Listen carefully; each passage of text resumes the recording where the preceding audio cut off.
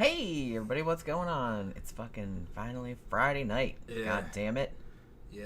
Again, this seemed like another very long week. Boy, that camera's fucking weird today, isn't it?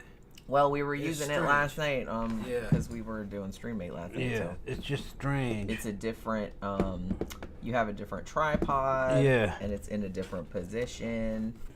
And That's more the way it is. just That's it's- better. okay. You sure? Yeah. That's more okay. That's I know better. the microphone's in there, but that's all Yeah. right. It's getting the arm is getting to the point where it won't really stay up anymore.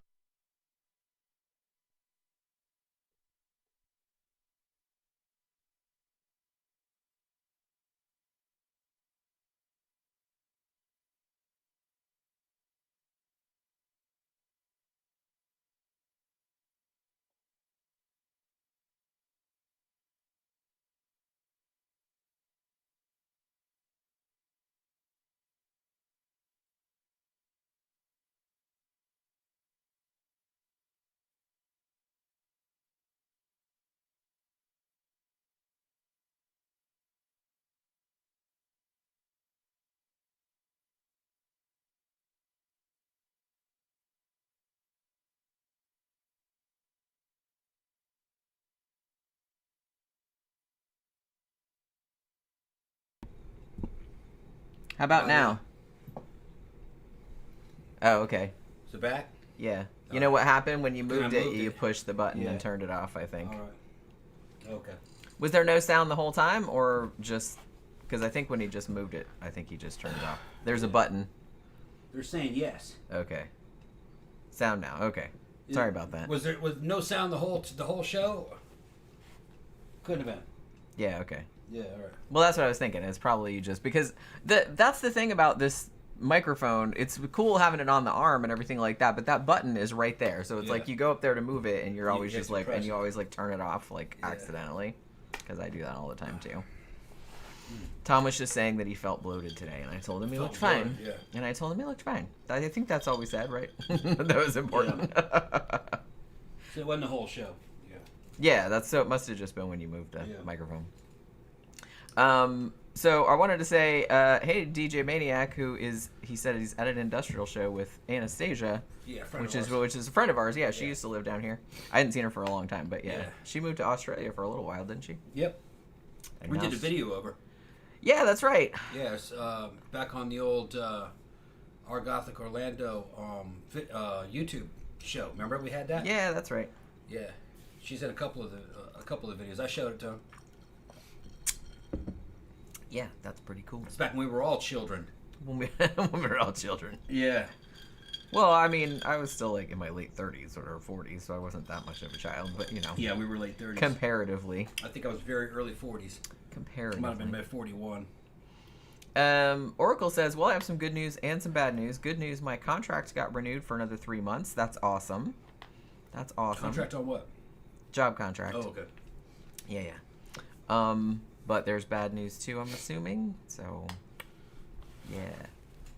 Bad news, a friend's husband of 9 years died of a heart attack in his sleep on Monday. It's the same day I was with my husband at the doctor's for a second round biopsy. Holy shit. How old was he?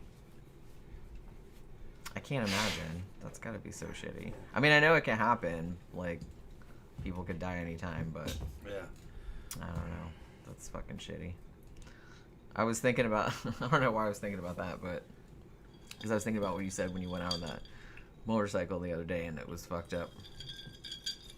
But then you said you backed out the motorcycle from the garage today, and it had a flat tire. Yeah. Like, had a nail in it. Had a nail in it. Yeah. And that was on the running motorcycle. Yeah. Man. 56. She said he was 56. 56, okay. Shit. A couple years older than me. Yeah. Yeah, That's it was, scary. there was a nail in the back of my fucking motorcycle tire. So I did a big no-no. I pulled it and fucking plugged it, like with a car tire plug. You're not really supposed to do that. But, that tire's a few months away from being replaced anyway, so I'm going to get new tires for that one. I got that throw-out bearing for the other one, so I'll be able to do the transmission job. Well, see, and we told him... Clutch job, you know. he got the nail, we're assuming, yesterday. Because yesterday when I got home, he told me, he's like, oh, hey, I cheated on you with that Chinese chick again. Yeah. He went to Ichiban without me. Yeah. Yesterday. You were at work. I know. And I was like, oh, you suck. Had to get some of that. And then, apparently that's when he got the nail in it. So today, like, he's backing it out. He was going to go to Oasis. And the nail was in there. I said, see, that's what you get. That's what you get for cheating. For food cheating. Yeah, whenever I'm talking about cheating, it's going to restaurants without her. That's cheating. It's like, meanwhile, I'm sitting in my hot-ass car in the work parking lot, like, eating tuna salad on crackers. And he's in there, like, eating it fucking... Yeah, eating the Chinese buffet. Chinese food, Mexican food. That's right, and I still haven't gone to that Mexican place. Oh, yeah, I'll take you down there. That's good. We should go there one of these days. It's just that we always end up going to Ichiban because, the bookstore is there, the coffee shop is there, like the movie theater is there in case you want to go see. Ichiban's cheaper. And it is cheaper, Yeah, that Mexican place. You're lucky. You might be able to get away with $20 a person. Really? It's that much? Yeah, man. The fucking portions are big. I've only eaten there one time, and that was when that girl was visiting us, that British girl. Yeah, it's a lot different. And that was a long time ago. It's got a much better cook, a much better menu. So they kind of fancied it up some. The food. I mean, I didn't necessarily mean the building because I've seen it from the outside. It still looks kind of divey, but that's okay. Yeah. Well, it's kind of a grocery store too, like in one half. That's a real Mexican restaurant. Yeah, but where all the Mexicans go. Yeah. Yeah. But you said the food was like a lot better now. I mean, it was good before, like when I ate there before, now. But it's better now. Yeah, one of these days. Half Naked You said, "No, I want my cold lo mein." I don't think I've ever had lo mein cold, but that sounds like it'd be kind of good. I like cold noodles. No, I don't think cold lo mein would be good. Well, I guess maybe some people might like. I guess it would depend. Yeah. But Oracle was saying about the guy who was 56 said there are worse ways to go. Yeah, it was sudden, but he didn't suffer, and their dog was sleeping next to him. Yeah, it's like it more sucks, I guess, for everybody, for the family. You know what I mean? Because it's like you weren't expecting it, and then all of a sudden the next day, that's like he didn't know it hit him. Yeah, it's like that's what I mean. So that's kind of nice. But man, I wonder if the dog knew. Oh yeah, I wonder. I think a dog would be able to sense it. Smell I mean, changed. You'd think, because don't they have those like cats and dogs that like hang out in like rest homes and stuff like that, and some of them like know which when people are gonna die next and stuff like that. Yeah, that's a different situation though. He died of a heart attack, so there wasn't anything fucking build up to it.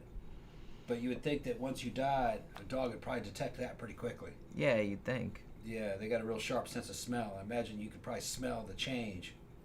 Yeah. That's weird to think about. Yeah. I just thought if I died in the house, the cats would probably just eat me. Probably. They found a house. This was, might have been around Chicago or something. They didn't know what the deal was. The house... They didn't know if the house was abandoned or what. And it was in the middle of a kind of a downtown type area. Went in there and there was a fucking skeletal old lady. Just bones. And she had fallen behind a damn dresser. Yeah, I remember hearing about that. Couldn't get out of there. And both of her cats were in there dead too, sitting on the windowsills. Oh. Couldn't get out. That's horrible. Yeah. So if you die, your pets die with you. But anyway, they're not sure when she died because she paid for the house, so she didn't have anybody, and the electricity was still on. But they think it was years that she was in that house. That's crazy. Yeah, and it was a 2-story house. Oracle said their dog's name is Cookie. Ha! That's so cute. That's Pookie's official name, Baby Cookie. Every now and then I call her that still. Or Snickerdoodle, I call her that sometimes too. Let me see. Gen X Jason says, should I give 2 weeks notice to quit my shitty job or just bounce? Well, you might want to use it as a reference. I mean, there's 2 schools of thought on that. It's like, because I only have 1 week left at my job too, and I did give 2 weeks notice. Like, technically you don't have to. There's no law. saying that you should. But if you want to maintain a good relationship, if you need a reference or something like that, then it's better to do that. On the other hand, if it's really shitty and you can't really take it anymore and they've been shitty to you and you're not planning on telling anybody who works there, then you can just leave. You know what I mean? It would be fine. Camp Guy said, I think the power gets left on at some places. That dude that tours old abandoned buildings finds the power on all the time. Yeah, see, that's what I always wondered. It's just kind of like, I guess maybe it doesn't make enough of a difference for anybody to really notice or care. But, yeah, because didn't you say, like, they found some abandoned mansion, like, in the middle of nowhere, and it's like the power was still on? And that had been abandoned for, like, years. Years, yeah. So I'm like, who the fuck is still paying for that shit?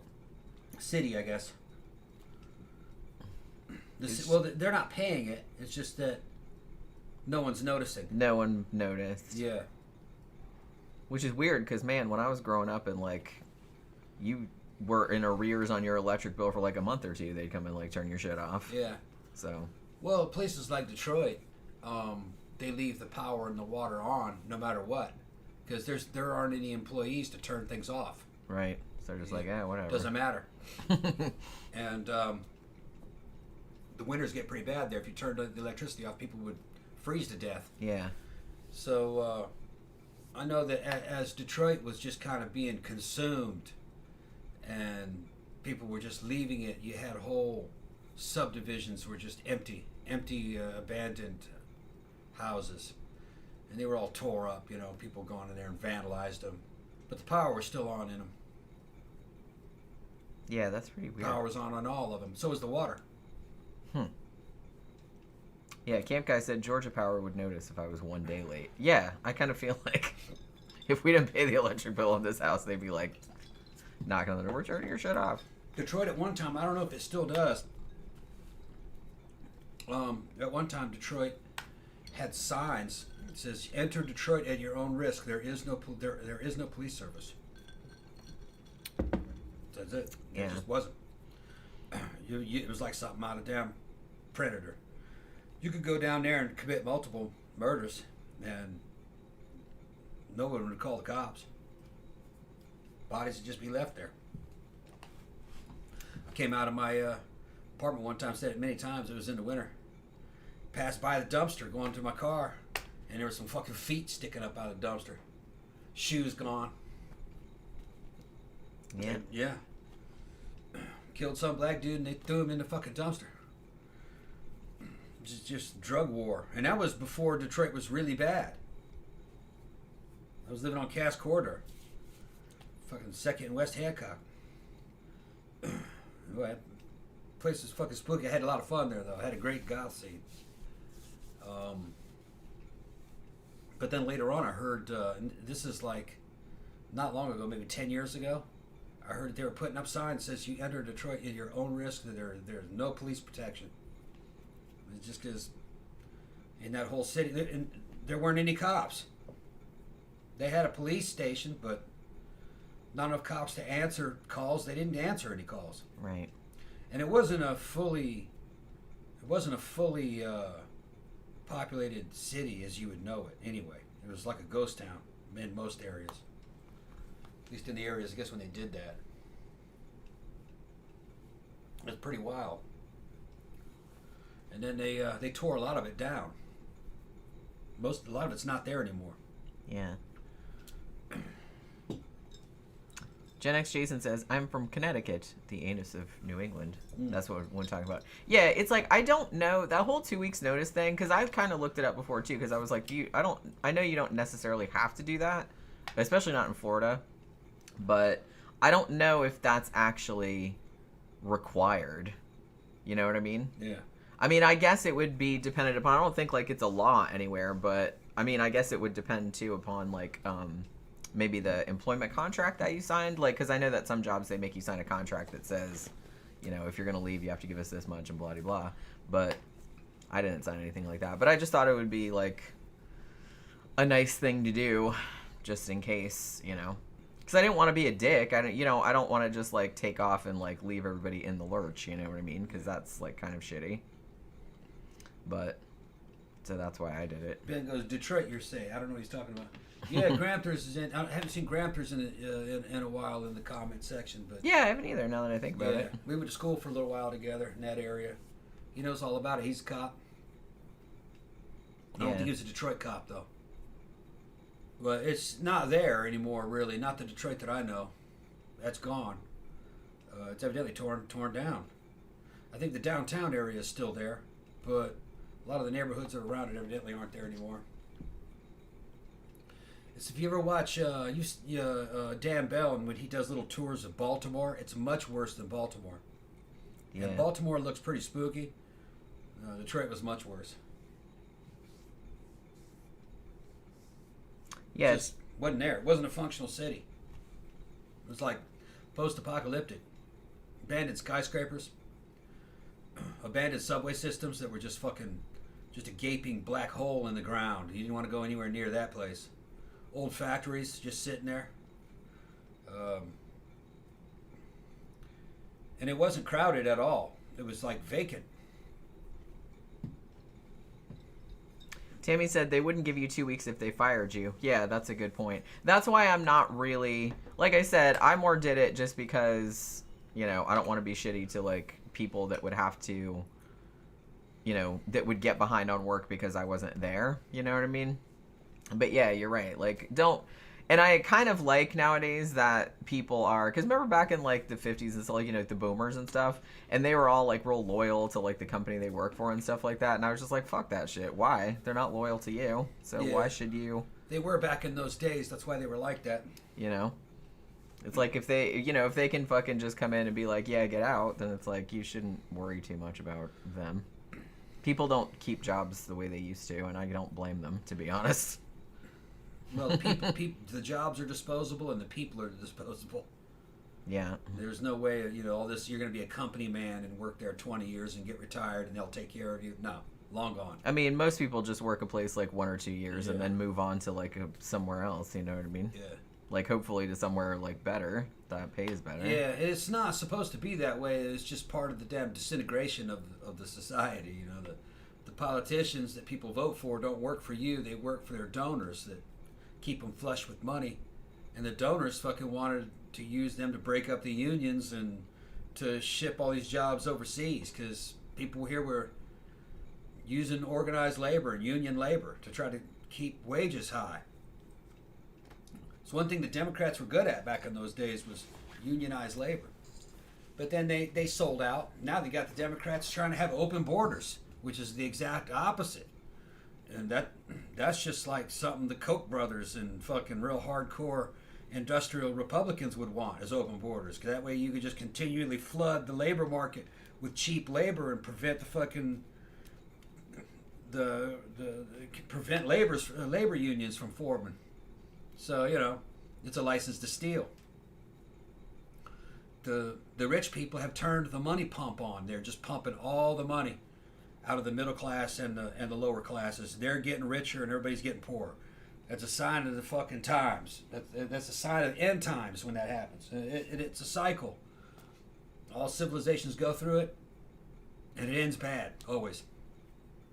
It's what started French revolutions, fucking Russian Revolution. It's just... the rich people are either going to have to turn the pump off and let people fucking make money again, or the rich people are going to have to be driven out of power some way. It's not going to be done through voting. They own that system.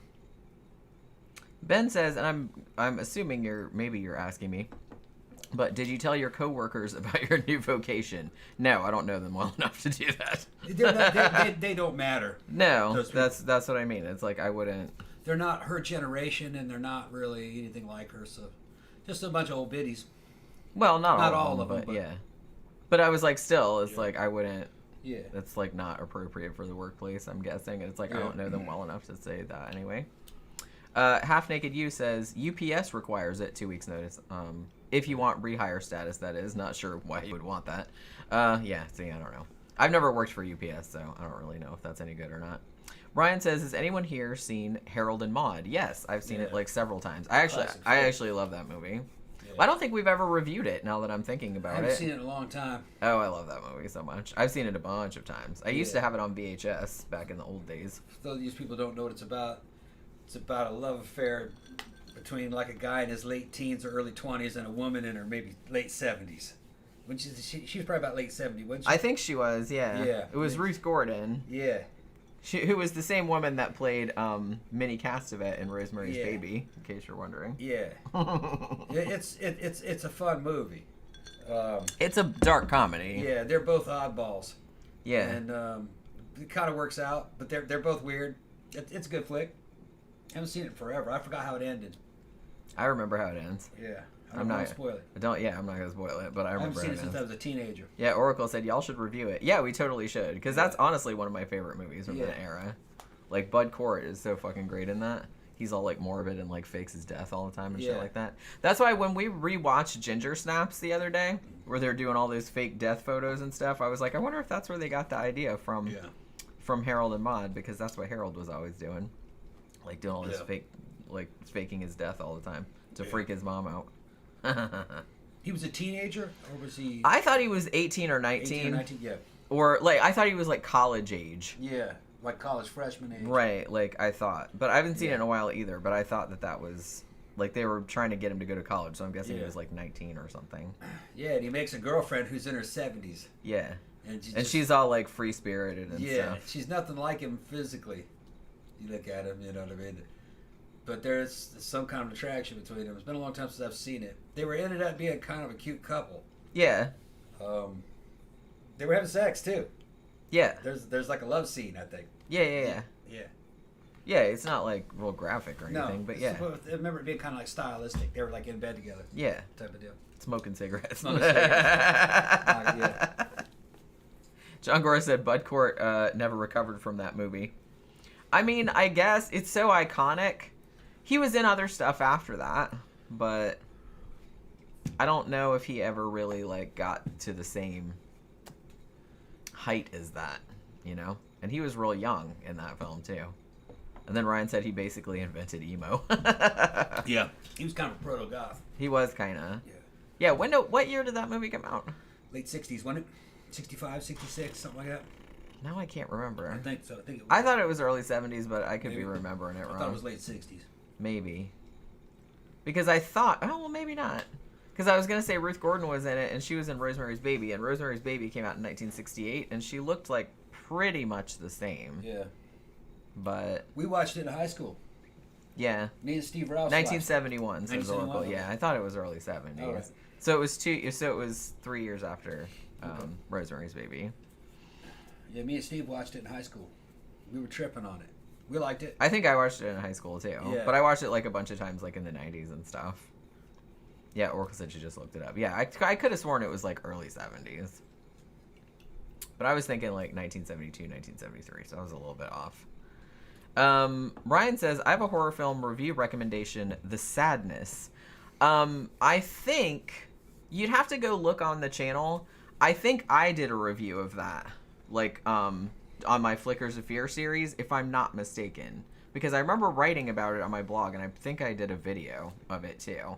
That was a great fucking movie, though. That was the one, the, like, super gory one, right? About the... Yeah. It was kind of like a zombie movie, but it was like an infection-style zombie movie. There was some fucked up shit in that. It was, was it Japanese or Thai? I can't remember. It was a while back that I saw it. You'd probably like it, actually.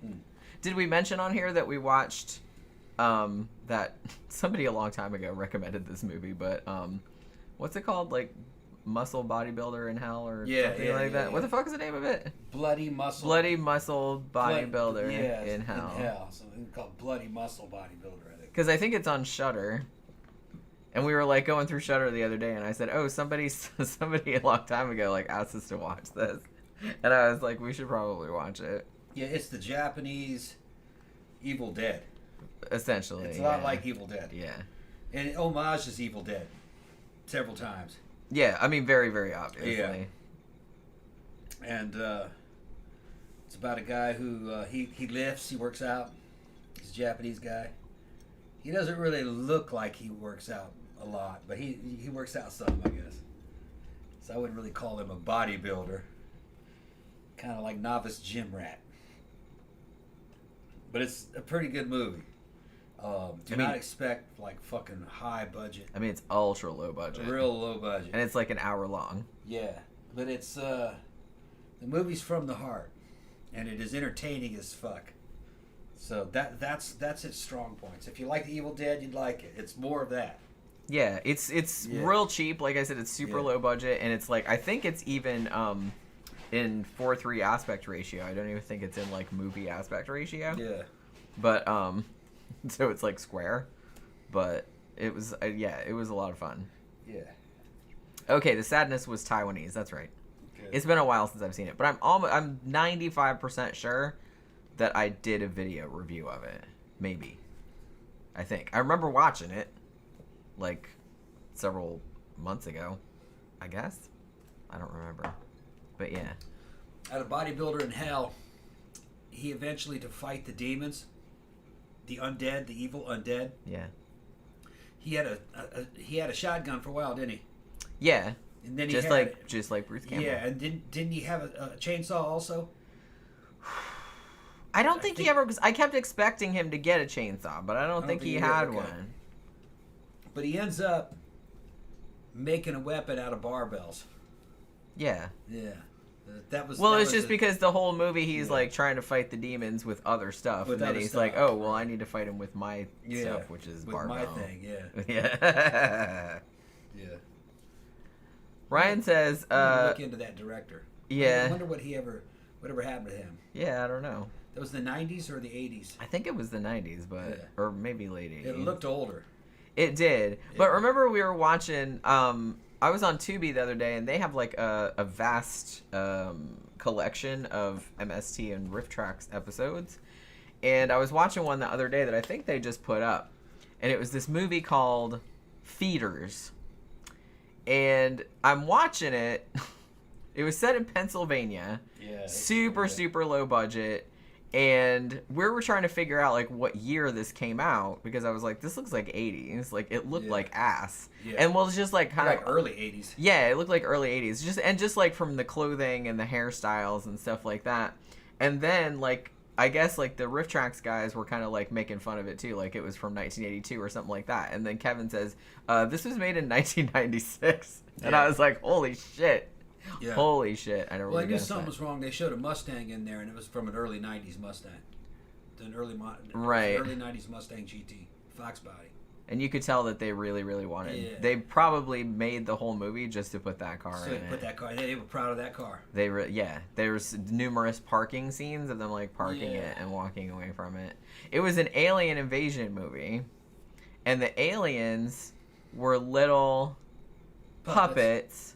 Actually, were they technically even puppets? Because I don't think, not in a puppet in the sense of like you sticking your hand up its butt and like moving it around. I think they were just like shake. Yeah. They were like this big. Yeah. That was the aliens. And they were like killing people. So it's like there'd be a scene where somebody is like laying down with a bunch of like fake blood on him, and this tiny little alien is like blah, blah, blah, blah, blah. It's more like a doll. It was like an alien doll. It wasn't really like a puppet. It was more like a doll. So fucking funny. I think they had a rod in it so it could move its head. Maybe. I don't even know. It was pretty terrible. And then they were kept like, they just had girls in there that they knew, and they would do things like show a picture of them walking through the house, and it would zoom in on their fucking feet as they were walking like quietly, and you look and it's just busted up old tennis shoes. Yeah, like gross dirty tennis shoes. Yeah, you know. Just I was like, somebody had a gross dirty tennis shoe fetish or something. Ryan says, have y'all seen a Serbian film? I've seen bits of it. I don't know if it's necessarily something, and I'll watch like fucked up horror movies. I don't have an issue with that. I know what happens in it because I've read all the synopses and I've seen like all the I've seen clips of it and stuff. I don't know if I'd like want to sit through it necessarily, because I feel like it'd be one of those movies. It's like, yeah, I don't really need that fucking rattling around in my head. You know what I mean? I think that's pretty much the only like super disturbing movie that I haven't sat all the way through. You know, I've sat through most of the other ones. I don't know enough about it to comment. It's basically pretty much like all the worst, most depraved shit you can think of is in there. You know what I mean? And No. there's like a lot of controversy about it because a lot of people are just kind of like, oh, you're just like putting all that shit in there just like to be shocking for the sake of being shocking. And the filmmakers are trying to come up with like this kind of, well, I don't know. They're trying to come up with like some, oh, it's symbolic of this, that, and the other, which maybe it is. I don't really know, but. You know how we were always talking about this chair, it doesn't make any sense that it like Yeah. fucking bends backwards? There is a control back here that looks like it's for that. Yeah, now I'll try to lean back in it. Okay. So yeah, that's what it was. Oh, all right. Now, Well, that see- explains it. Yeah, see, you can open it like and lean it back, and then you can lock it. Okay. Yeah, because that didn't make any sense to Didn't me make that any it damn like did, sense. because I'd be like leaning back accidentally sometimes. I'd be like, ah! And Yeah. I was like, well, So now that's done now. It didn't make any sense. yeah. But there's a lock for it, and it can lock in any position you want. Okay. See, observing shit, Observing. observing. John Gora said, I just saw Kill List from 2011. That's a great fucking movie. I really liked that a lot. I think I reviewed that one too, if I'm not mistaken. Same director as Meg 2. Yeah, that's right. I forgot about that. Have we seen Killer Condom? We have not. Although that definitely sounds like something up my alley. I still haven't watched. I'm still tempted to watch Rubber, the movie about the killer car tire. I think it's on Tubi, and I just keep scrolling past it, and I'm like, one of these days I'll be in the mood to watch that. But I don't know. Killer Condom sounds like something I should probably watch. Hey Dave, what's going on? Gonna go to Mannequins tonight. Yeah, we haven't been to Mannequins in a while. Got so sad drinking to do. 2 great pro wrestlers died this week. Oh yeah, right. Oh shit. Okay, well, have a couple drinks on them then. Gonna have a few drinks for them. Yeah. How's it been? I mean, didn't they say that they were gonna start charging like cover charge and all that? And how's that going? I mean, we haven't been in a while, so I don't really know. We went to Barbarella a couple weeks ago. Like we went Saturday night, and then I think we went to Memento a week or 2 ago, whenever they had that. Actually, I think they're having another Memento next week, but it's going to be on Sunday night because next Monday is Labor Day. Put some ice in that. Yeah. Yeah, 60s Ram said Kill List is awesome. Yeah, I really, really like Kill List a lot. Yeah, that's the same director that did, what's his fucking name? Ben Wheatley, right? Well, not the same guy that did A Field in England, which I also love A Field in England. That's the same guy, right? That was a weird fucking movie. I think I reviewed that one too.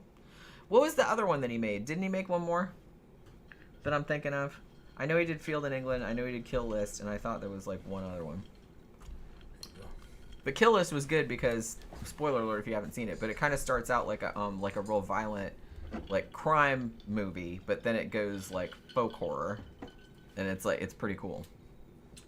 Man, that red grapefruit's good. I know, even the kind we got, and this is the Dollar General brand. Yeah, it's like Like $3 Clover a gallon. Valley or whatever Yeah. their brand name is. It's like a $3 fucking hat gallon. Not even $3. I think it was $2.25 Was it? or $2.59 or something like that for a big ass bottle. We each got Good, one. yeah. Ryan says a Serbian film has a good plot. Yeah, it does. A psychological thriller about a former porn star is an interesting concept, but they didn't have to go too far, and that's what ruined it. Yeah, to me, it just kind of seemed like, from what I know about it and from the bits I've seen of it, it just seemed to me like, and I'm not averse to putting whatever the fuck you want in your movie, like within reason, as long as it's not real, you know what I mean? But there comes a point where it just seems like too try hard, and I don't really like try hard. You know what I mean? It's just kind of like, yeah, we'll put all this fucked up and shit, and then somebody rapes a baby. You know what I mean? It's just kind of like, nah, okay. You know what I mean? It just seems a little like trying too hard to be edgy, I guess. John Gore said Serbian film is okay, not great. It's no Videodrome. Yeah, I'm more into. I like if I'm in the mood for, quote unquote extreme horror or disturbing horror.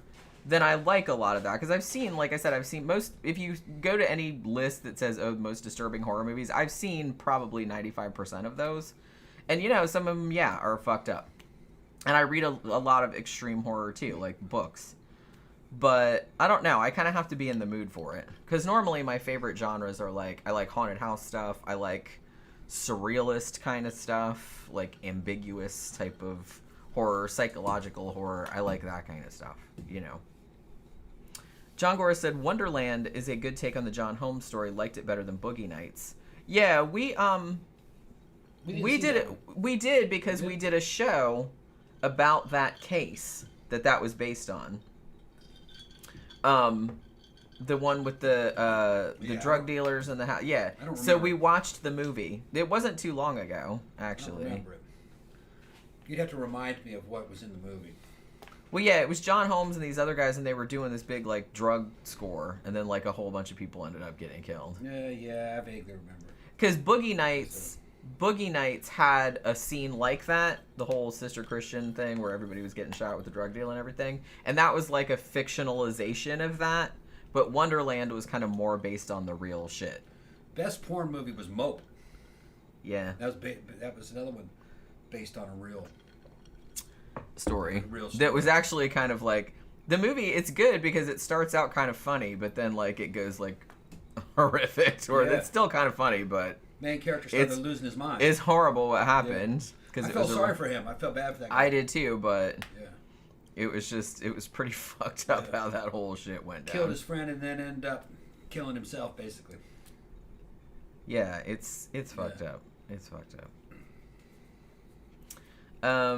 Brian said there's a story I plan to write that's like Perfect Blue and a Serbian film, but more like Perfect Blue. We still haven't. I think we haven't reviewed Perfect Blue yet either, and I think that's also on Tubi. That's anime. About a porn star with a personality disorder with mysterious murders happening around him and a ghost. That sounds kind of cool, actually. Yeah, you know, like let me know when you write that. I'd be interested to read it. Ben said, "Did you see Candyland?" I don't think so. Worth a look. I thought it was a drama about sex workers at truck stops, but it turns into a full-on slasher by the end. See, familiar. that sounds intriguing. That sounds intriguing. Camp Guy said, I just smoked some home-cured pork belly, bacon, sliced it today, and cooked the end pieces. Okay. Came out good. Yeah. Best I've done, or right up there. Okay, good. That sounds really good, Yeah. actually. We was like roast chicken or baked chicken Yeah. for the last couple days. That was Yeah, I also made her a really- salad. I pulled some greens out of the garden. Yeah, super fresh. Yeah. It was kale, fresh kale, and sweet potato greens. Yeah. That's what it was. With a green pepper that was grown out of there. One of Yeah. the small ones that didn't quite come out all that good. Because I think I might turn the other green peppers into stuffed bell peppers. I got that. Oh. I got that hamburger down there thawed. I haven't had stuffed bell peppers in a Yeah. long time. That sounds really good. Yeah, they're not very big though. That's the only problem. They're not very. Well, big. you could just make a lot of them. Yeah. No, there are not that many of them. Oh, there's not that many. Yeah. You just make them as like little side dishes. Yeah. I I get run it. down and buy some at the store too. Yeah, that's true. Yeah. Every now and then I used to go and get from Publix. They have those ready to cook stuff they have all laid out for you, and they have stuffed peppers. I think there's like 4 or 6, like then they do them all out for it's fresh, and you just take them home and stick them in the oven and eat them, and they're really good. One of the things I always wanted to learn how to do is with smokers. I never really got into smoking. I'd like to learn how to smoke. And I'd like to be able to make burnt ends. Remember burnt ends? Yeah, Man, I haven't had those in a while. I haven't either. Now that I'm thinking about it. Never made them, only bought them. Boy, that cat is loud. She loves that fucking cat box. The that litter box. She just went in there Yeah, see, I think she goes in there to play. to hang out Yeah. because I hear her like farting around in there all the time, and it's like there's not always like poop in there. Yeah, she's going in there to check it. I think she's just going in there to like fart around and play. Yeah. Because sometimes I'll walk past and she's just kind of like sitting in there or like Yeah. throwing. Because then I'll go in there too, because the one that I have up here that she uses, Pookie won't use it, but it's called, what is it called? The Breeze system or something like that, and it's just like this big green and white thing, and it has like pellets in it. Yeah, you hear that? Don't stress her out. And she, so she just goes in there and like throws all the and like scratches them to one side and scratches them to the Jumped other. out and ran. Yeah, see, don't stress her out when she's like in there, because she'll get like she'll get self-conscious about it. She was walking in a circle. She's so weird. That new kitty we got is a trip. Yeah. She's like, but I'm trying to like, her and Pookie are getting along. It seems like, right? Yeah. I mean, they seem like they're kind of getting along. Yeah. But here's one thing. Look, she just ran back in and she's running around in circles. Hey, what's up? Here's one thing. They're fine. They don't fight or anything really. But if Pookie sees me petting the other cat, like this morning, like the other cat came in while I was getting ready for work, and she was like, you know, rubbing on my leg. It's like, hey, and I was just like, hey, what's up? And I guess Pookie was like down the hall and was like watching. And then when I walked down the hall later, when I was leaving, I went down to pet Pookie, and she went and ran off. Like she was like, don't touch me. Yeah. And I was just like, oh, that made me so sad. It makes she's jealous. Yeah. She doesn't care. Like that, like I said, they don't fight and they don't seem like they're mad at each other or anything like that. But it's like if Pookie sees you petting the other cat, she gets very, very upset. And it makes me really sad, and I don't know what to do about it. Don't do anything about it. Well, I know, but it's just kind of like, I mean, the other cat who, like I said, when she came from this shelter, her name was Dakota, which that's her still her official name, but we were just calling her Bambi because she looks kind of like a baby deer, you know what I mean? Like the way she walks and her butt and everything. So, if I'm petting Pookie, then Bambi will run over and be like, hey, I want in on that action, but not like mean, you know what I mean? Yeah. She's like, I want to be petted too. And then Pookie gets mad and she's like, fuck this. And then she runs off. You can't pet both of them at the same time. They won't have it. They won't have it. We found out, I don't know if we said this, but last weekend we were at the bookstore, and every so many weeks at the bookstore they have like a big pet adoption event, because you know there's a PetSmart right there, and the people from it's called Hellfire Animal Shelter or Animal Rescue or something like that. And they come there and they bring like a bunch of cats and puppies and stuff like that, and everybody comes and looks at them. And it seems like they usually adopt some people, they adopt some kitties and stuff out. Like we saw 2 cats get adopted while we were there. So, so because we knew that Bambi had come from Hofmeyer, like we asked the lady there to look her up for us. And she said that this is crazy, but Bambi, she's only 14 months old, but she's already had a litter. They said, and they think that that's why, because I guess, didn't she say that that she had been surrendered? Yeah, she was in a kill center. Yeah, like in Tampa. Yeah. And she had been surrendered by somebody, I guess, because she got pregnant and had babies. And whoever it was dropped her off, like at this shelter, which they called a high kill shelter. That was in Tampa. Yeah. But the lady said, well, sometimes this shelter will call us and be like, hey, we have this many cats. Like, can you take them? Yeah, cats that are suitable for adoption, like they're young, you know what I mean? Right. And Hofmeyer is like, they're animal rescue, so they don't, it's a shelter, but they don't euthanize them. Yeah. So they just try to adopt them out. So she had been there. She had been at Hofmeyer since, what'd she say, May? Yeah, so she'd been there for like a few months.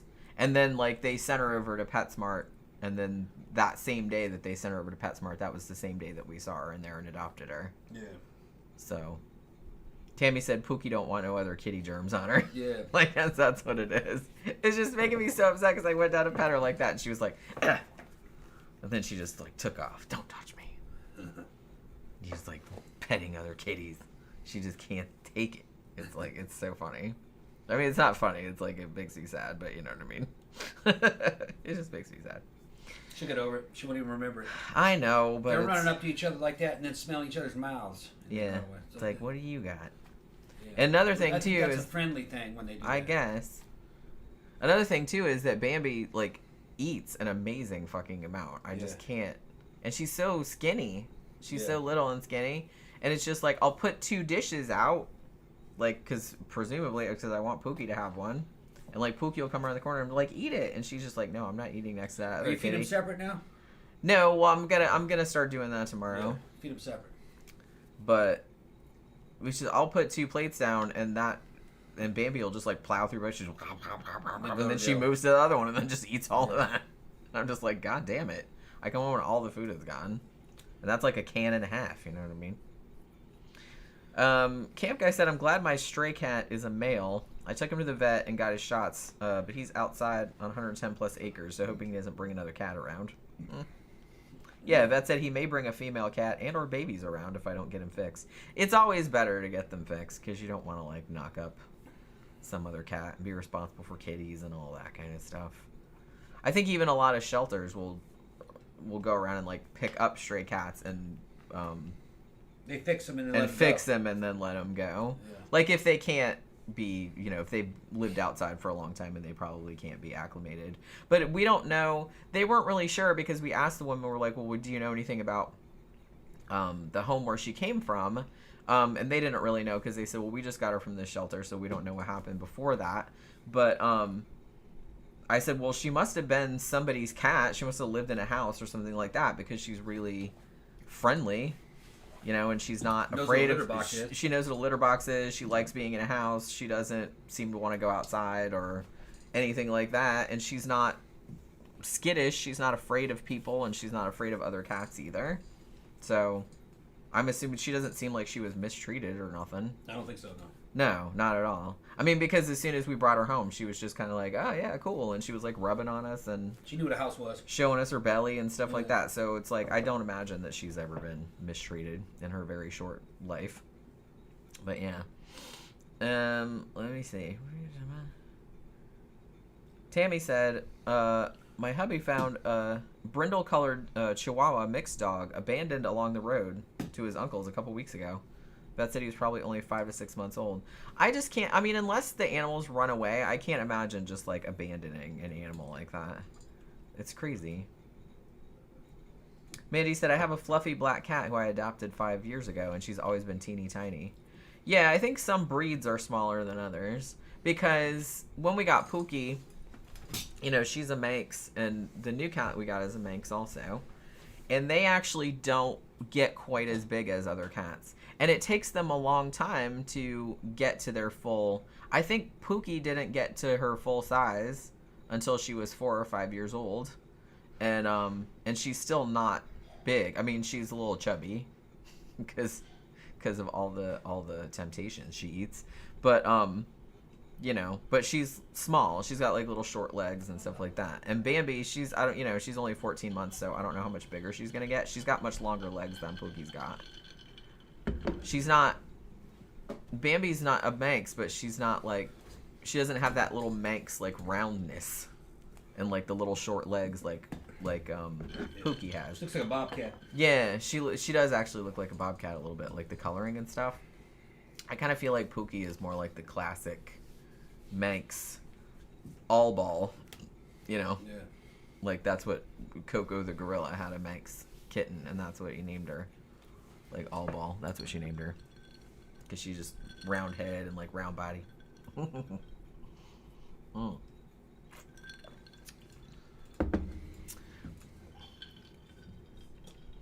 Ben says, a friend recently invited me to a fancy yogurt bar. Ooh, that sounds good. They had an automat type system where you choose different types of frozen yogurts from nozzles into a cup, then add the condiments and stuff. Oh yeah, we used to have a place like that at the mall we used to go, but I think it's closed now. It's like he was showing off tasting them all, so I got my cup and totally filled it slushy style with matcha green tea yogurt. He turned white and said they'll charge you $50 for that. Apparently it was by weight. That was it. I quickly discarded my yogurt cup, got a normal one, and we left in a hurry. Oh, you're gonna get in trouble. To get a fucking, like a big gulp size thing like that, and they're just like, that'll be $103, sir. Yogurt by weight. Oh my god, that's funny. Mandy says, aw, small chubby kitty. Yeah, Pookie's a little bit chubby. I don't like to say that too loud because I don't want her to get like self-esteem issues. She's getting fat. But I'm gonna put that cat on test. Don't do that. I don't know why she's... well, I guess it's all the temptations. Because she doesn't eat a lot of wet food. Thank you, Gadgy. Well, they get fixed, and when they do that, all their fucking endocrine system kind of shuts down. They put on a lot of weight. They become eunuchs, basically. I mean, because she runs around and stuff. She sleeps a lot, but she's fairly active, as in running around and whatnot. Doesn't matter. But the androgens aren't there. But she does eat a lot of Temptations. Yeah. So. But the thing about Temptations is that it's regular cat food. Yeah, they're not. I think they're only 2 calories per piece. Yeah, it's regular cat food. That's all. And she doesn't eat a lot of wet food because I'll put wet food out and she's just like take a couple bites of it and be like, meh. What was that super chat? What did it say? It says, totally forgot. Hey guys, getting Stella to playing Farm Sim and hanging with my kitty. Aw, that's awesome. Ryan said, have y'all heard of the Spielberg horror film that was never made called Night Skies? Yeah, wasn't that... Okay, now, please refresh my memory. But wasn't that eventually turned into something else? Like the idea for Night Skies? What am I... Because I know that we did a review of a movie not too long ago, and I was like, yeah, this was the movie that originally was going to be Night Skies, the Spielberg movie, but then, like, they turned it into this other movie. And then Spielberg didn't direct it, though, huh? No, I don't think so. Unless it was E.T. No, because we didn't review E.T. I haven't seen E.T. since it came out in the theater in 1982. And I don't think I've seen it since then. Maybe I saw it one more time since then. Yeah, Ben says now I tease him about when we're next going to the all-you-can-eat yogurt bar. All-you-can-eat yogurt bar. That's just, like, really funny to me, like, thinking about the fucking... Tammy says, both our cats showed up here as strays, 6 years apart, had them both fixed, and they have just stuck around. They're now inside-outside cats.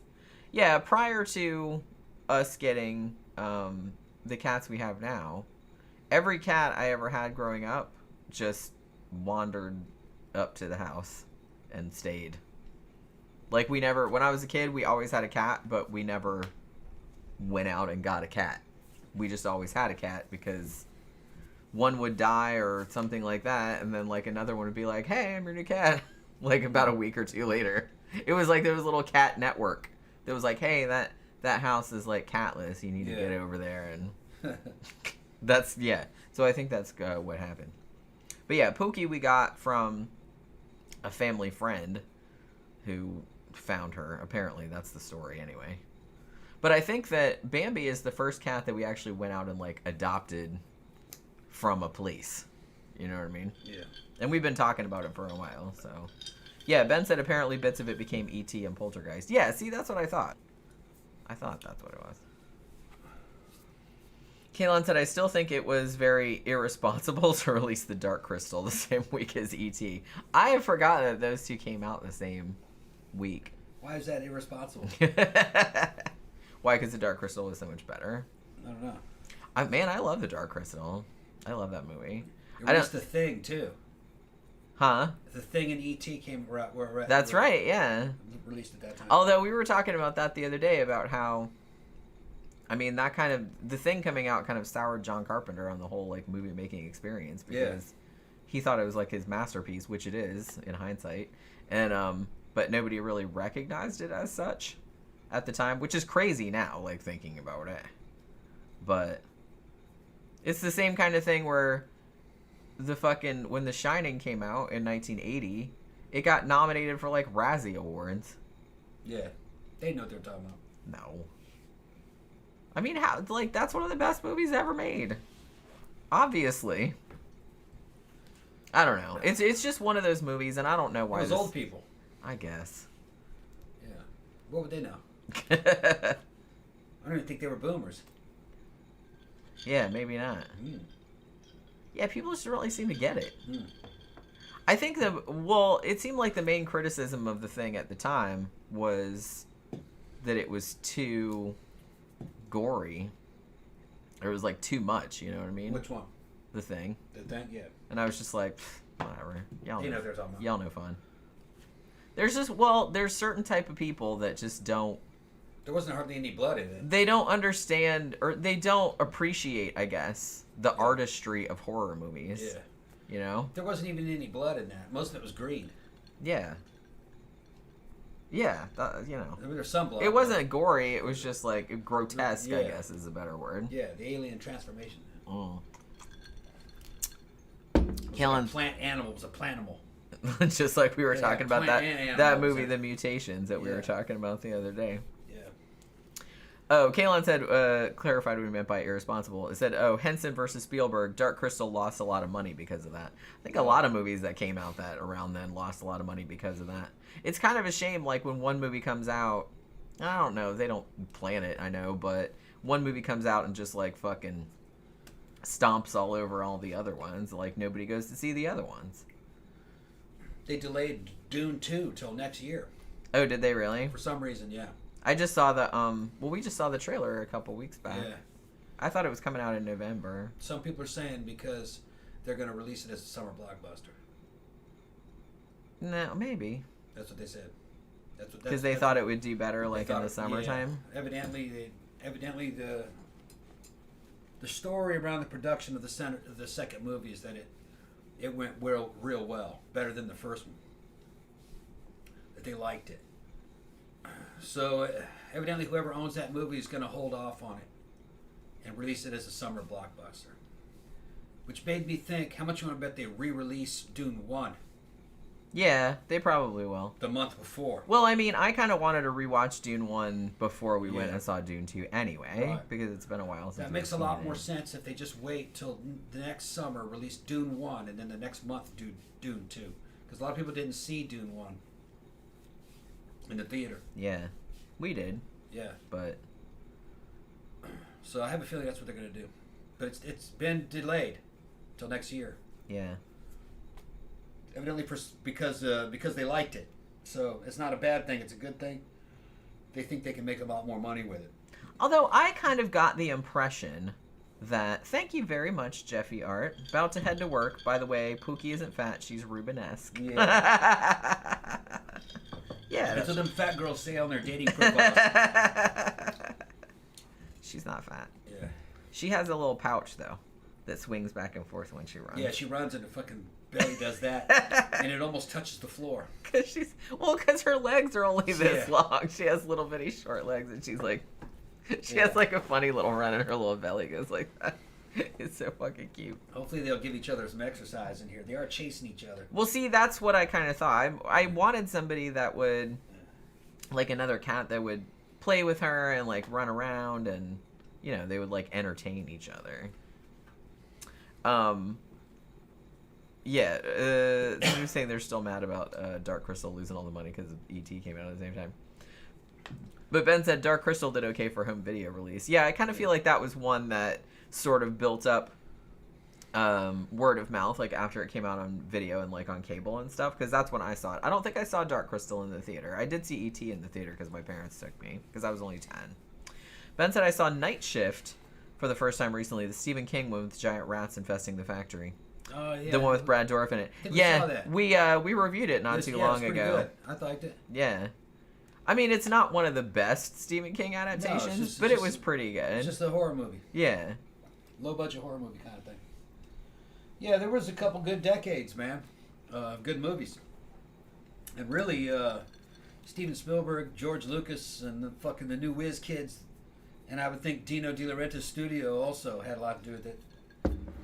Very inventive movies were starting to come out. And it was because the 70s was getting pretty stale. A lot of stale cop flicks. Although there were some good 70s movies, late 70s movies that came out.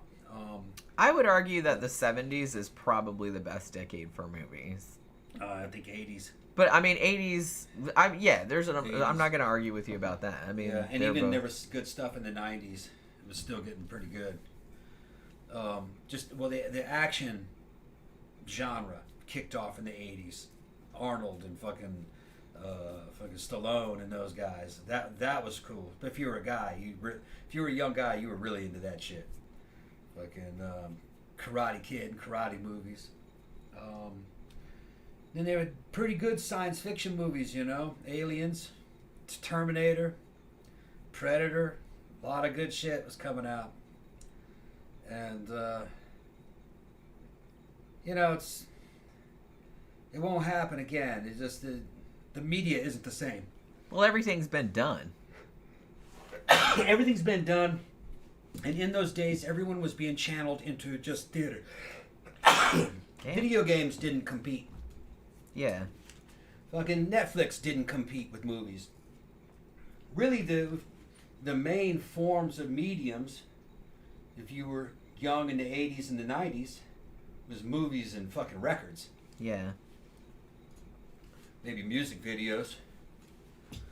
It wasn't until internet came out, and then it took a while for that to actually become a medium to itself, It was a medium, but it was just real primitive.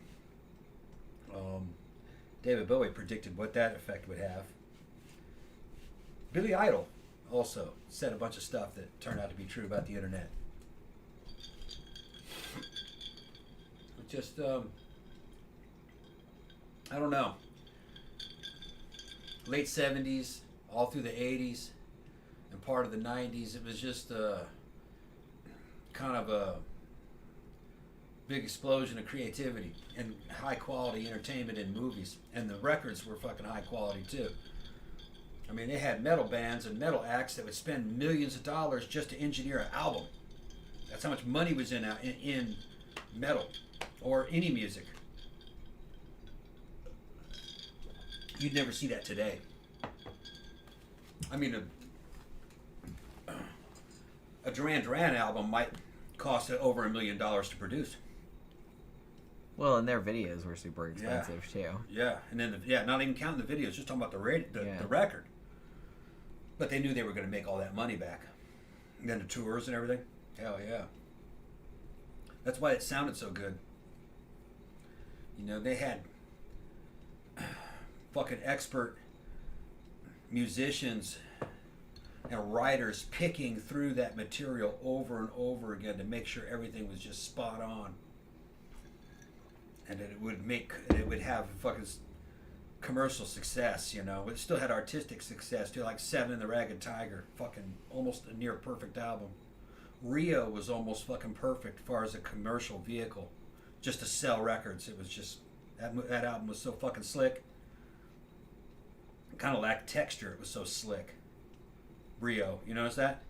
Every song I on it don't was know. overplayed. Well, I don't know about that because there were a few songs on there that didn't really get any play. But I find that when I'm listening to Duran Duran, that's almost always the album. Although it's between that and the first one because I really like their first one too. I like Seven and the Ragged Tiger. Well, yeah, they're all good, but I'm just saying that I listen to the first one and Rio the most often. That live album, Arena, I could listen to that over and over again. Yeah, that came out in '85. Fucking love that album. That had the only studio track on that was Wild Boys. Yeah. But the rest of it that album was live, yeah.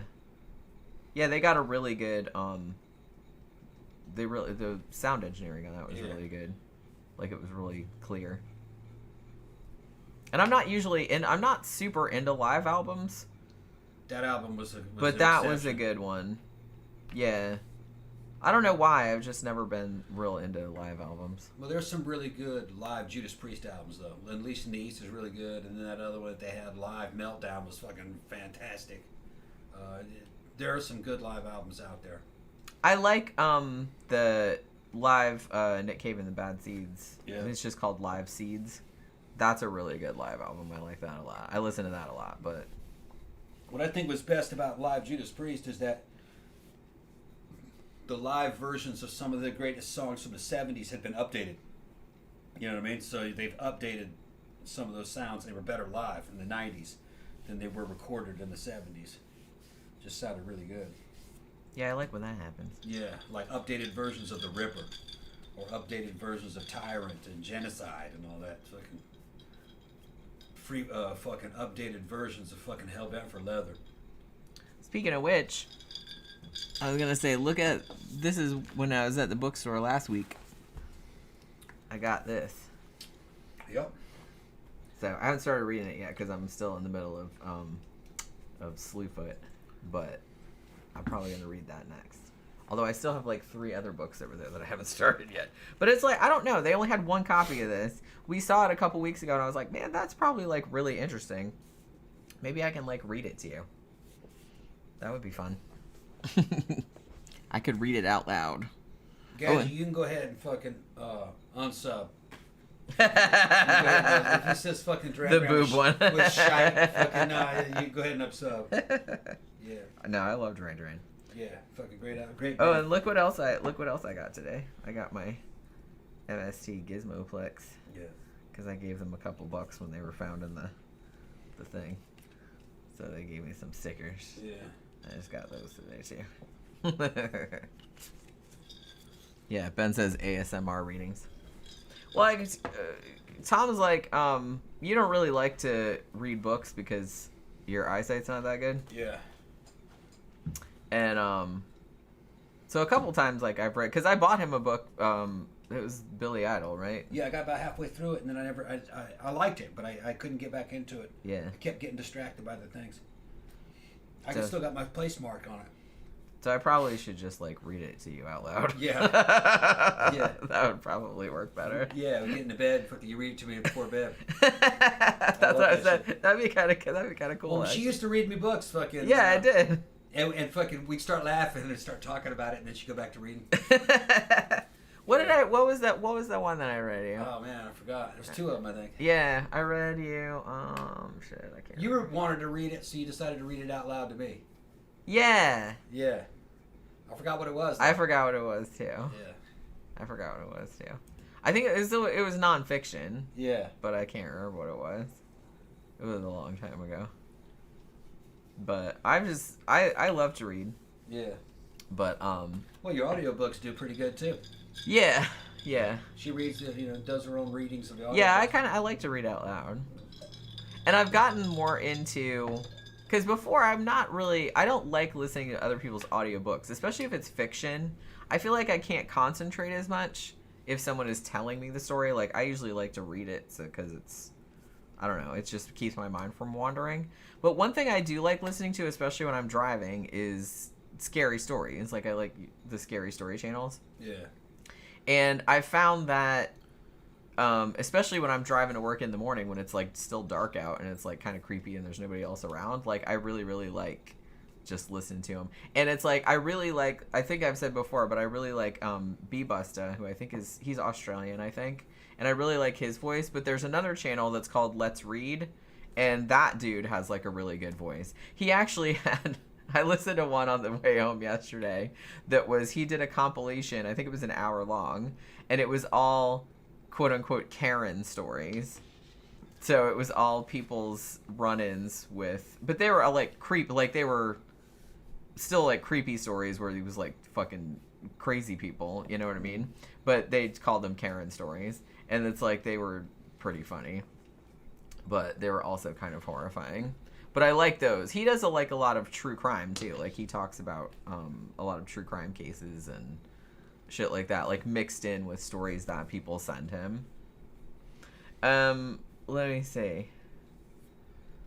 Ben says that Bill Hicks skit in the Waffle House. You're reading. Why do you do that? So I don't end up working at a Waffle House. Yeah, I remember that. Who's Bill Hicks? He was a comedian. Yeah, he's a very famous comedian. He died several years ago, but yeah, he's really funny. But yeah, some people are like really weird about, because I used to take books to work with me all the time and like read in the break room, and people are like really weird about it. I don't know why. They're just like, "What are you reading? Why are you reading? Why are you reading that?" And it's like, and then they'll come in and like talk to you when you're clearly trying, and I'm just like, obviously, I don't really want to talk to you. I guess they associate reading with like going to school. I guess. And you hate going to school. I didn't. Yeah. Well, I hated. Some people hated. I hated junior high. Yeah. I liked high school though. I liked high school, but I hated studying. I just thought it was not interesting at all. One thing that was interesting was ass. Fucking those girls in there. That was it. Fucking boys should not be in high school. They need to be doing other shit. And then they come back at fucking 23 or 24 when your fucking hormones are not as bad. Maybe 21. So you can behave. Then they should fucking complete it. I don't know. I always really liked. I mean, even before I went to school, like I learned to read when I was very little, and I was just like really into it. I hated it. And honestly, like I had read so much by the time I went to school that I didn't usually even have to study all that much. Like everything came pretty easy. My thinking is why do they have me sitting here learning things that people already know? Like, this is already knowledge that people already know. Why do I have to know it? You know, teach me something that they don't know. You know, I mean, how are they going to teach you something they don't know because nobody knows? They don't know it yet. But that's what I was thinking. But see, you have to you have to know everything that people know so you can jump off from that. Yeah. You can't just like come in and be like come up with shit nobody knows. At that time, I didn't care. Well, obviously. No. I didn't even like being indoors or like sitting still for any of that. I just didn't care. I liked some of the hands-on stuff. Like I liked biology, you know, because we were doing dissection. Yeah, we did that too. I liked that. I liked drama, doing acting and theater. I liked that. It had to be kind of physical. I liked most of my stuff. I liked all the sciences. I was in chorus, so I did that. So I was in some stage productions and stuff like that, singing. And I did that, and I really liked anything to do with like English or literature or anything like that. I was totally down. That was usually my favorite. And I didn't like history until much later. They don't teach it very well. I don't know about now because I haven't been to school in a long time. Maybe they've gotten better at it, but I always thought like history is so interesting if you teach it right. But they don't. It's just they just teach it to it's just like a very dry recitation of facts and stuff that you're supposed to like memorize for the test or whatever. Yeah, most of it's lies. Well, most of it is just not. It's so generic that it's not true. That's what I mean. Well, they need to like get more into like the context or like the why things happen because that's what's interesting. It's not not necessarily interesting. It's like what exact date something happened on or what exact people were involved. It's like the context behind it is what's interesting. Yeah. So that's why I got like way more into. I liked it in school, but it's a lot more when you can kind of go off on your own and like read stuff. It's a lot more interesting. History could be made very, very interesting if people knew what they were doing. And I'm sure that there's like some teachers that are better than others too. But like I said, the way when I was in school, everything was just they were like teaching for the test, you know what I mean? So you could pass the ACT or whatever the fuck it was. So it's like so everything was just like a checklist. It's like, well, you need to know this, that, and the other thing. So they didn't really get too much into like the interesting shit behind this shit. They were just like teaching you a bunch of facts that you needed to like regurgitate on the test, which is nobody likes that. Nobody likes that. I just kind of wish they would make it more interesting. A lot more people would be a lot more engaged with it if they made it a lot more because it is interesting, but you have to like present it the right way, you know. But yeah, I don't know. I've always been very bookish, and for some reason, people are very suspicious of that. Like certain types of people are very suspicious of that. It is like because I've always found that it's like this baffling. It's baffling to me. I don't know, but I've gotten back a lot, back into reading a lot more recently. Gadget said that he thought that Duran Duran was shite, except for Hungry Like the Wolf and the one with the boobs. The one with the boobs. Yeah, that could be a lot of them. Dude, man, you go back and listen to fucking Duran Duran lyrics, especially like the Notorious album. The Duran Duran was about hookers and blow, basically. I mean, pretty much. That's what it was about. I mean, I think. Well, I think guess. Notorious is mostly about prostitution. It seems like every song was about some girl selling it, or just trying to screw her way to the top of a company. Just that's kind of what that whole fucking album was about. Joseph said, "Have you ever read The Ceremonies by T.E.D. Klein?" I don't think I have. Now, I've read some other stuff of theirs, but not that one. Gadgy says, "History over here was awesome until we caught up with ourselves and it turned into politics. Still passed my higher exam."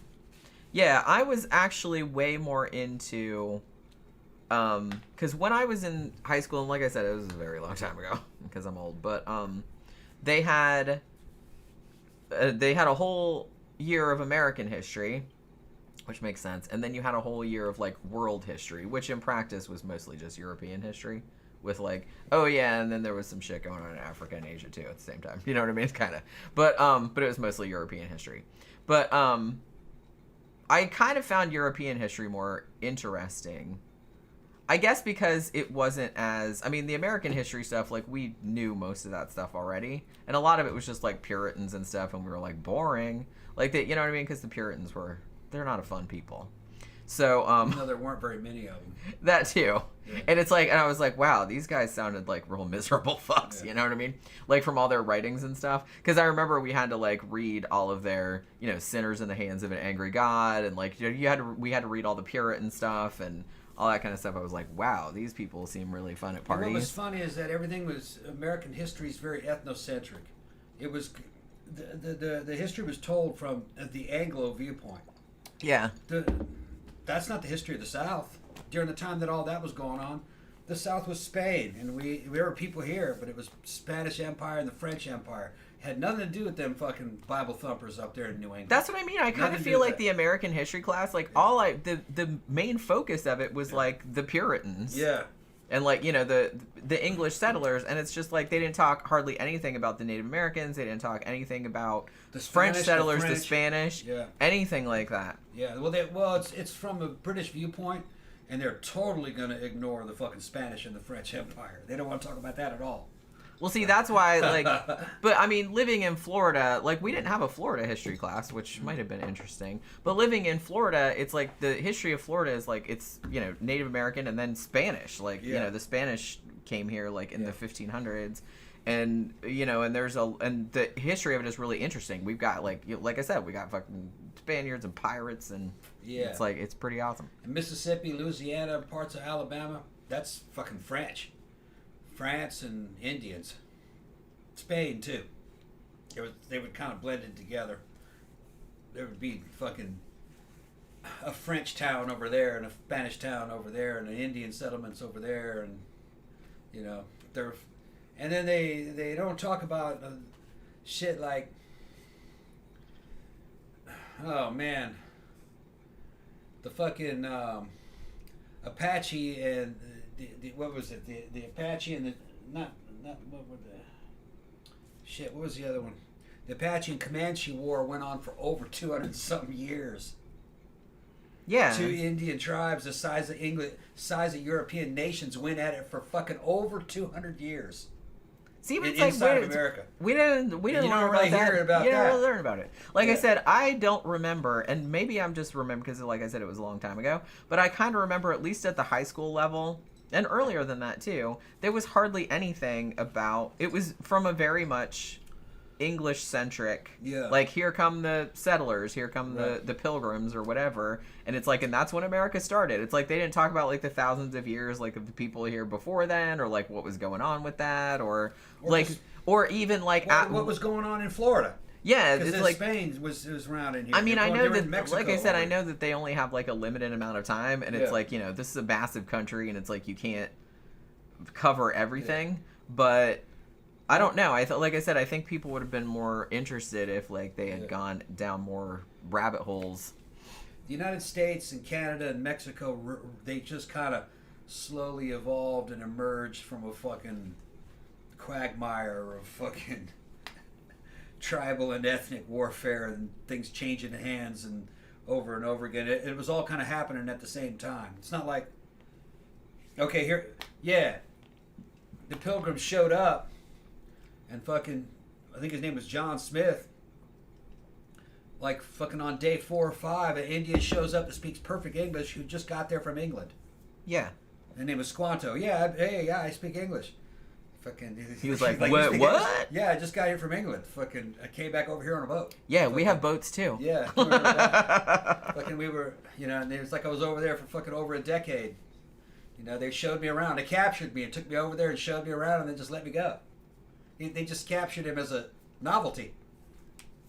Which is crazy. Met the Queen. What if you're just walking down the street and you saw somebody that's kind of cool looking? You're like, you know what? I'm just gonna like, just like snatch that person and just like take them home so you can look at them. Yeah, but Squanto met the Queen of England and fucking hung out and everything, and then he ended up back in the United States. He came back, and his whole tribe had been wiped out by a plague. Yeah, while he was gone. While he was gone, the Spanish. The sad fucking story. It's a sad story. Yeah. So, and then then there's all this kind of weird fucking weird fucking twist that they put on history that somehow, you know, white people defeated all these Indians and fucking took all their land. And no, the white man mostly got his ass kicked by Indians. Most of the Indians died out from a plague before white people even got here. It was basically kind of like when the white people showed up, it was like what Squanto said, it was post-apocalyptic. They had been wiped out by a pandemic, so they were already kind of weakened. The U.S. Army only fought some Indians, and they usually lost to them. There was kind of like weird massacres that would happen every now and then, like that one where the U.S. Army accidentally massacred a whole bunch of Indian Christians because they thought that they were rising up to kill the white man, which they were really awaiting a new fucking savior that was coming. They didn't speak the same language. That was another one. I forgot the name of that one. Over 100 people got killed in that one. The Indians were never really defeated per se. A bunch of changing alliances. It was like Europe. What ended up happening is that roads came and cars, and that was the end of Indians and cowboys and shit. You couldn't chase buffalo. You were running through other people's property. You had fences everywhere. Land ownership, fences, and fucking road systems and trains. The advent of technology destroyed all those old lifestyles. It didn't matter what your ethnic group was. So many fucking white people married so many Indians. A lot of them were just absorbed. Most people carry Native American DNA. Most so-called white people up here.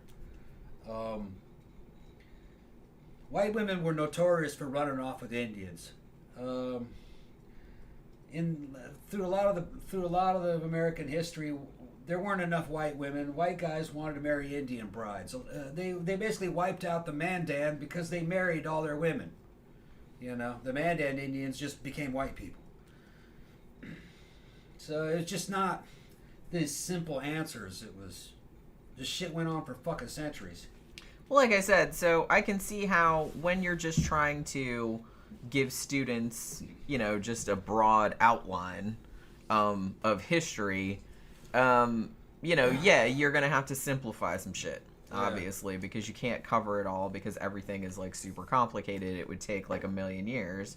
But still, I don't know. I still feel like I said, I don't know what the curriculum is like nowadays, but it's like I used to think it was so funny that they had like a whole class of American history, which like I said seemed like it was 95% Pilgrims, and then I don't even remember like getting up to like modern American history. I just remember it being like pretty much all Pilgrims. I don't know, like maybe I'm just remembering it wrong.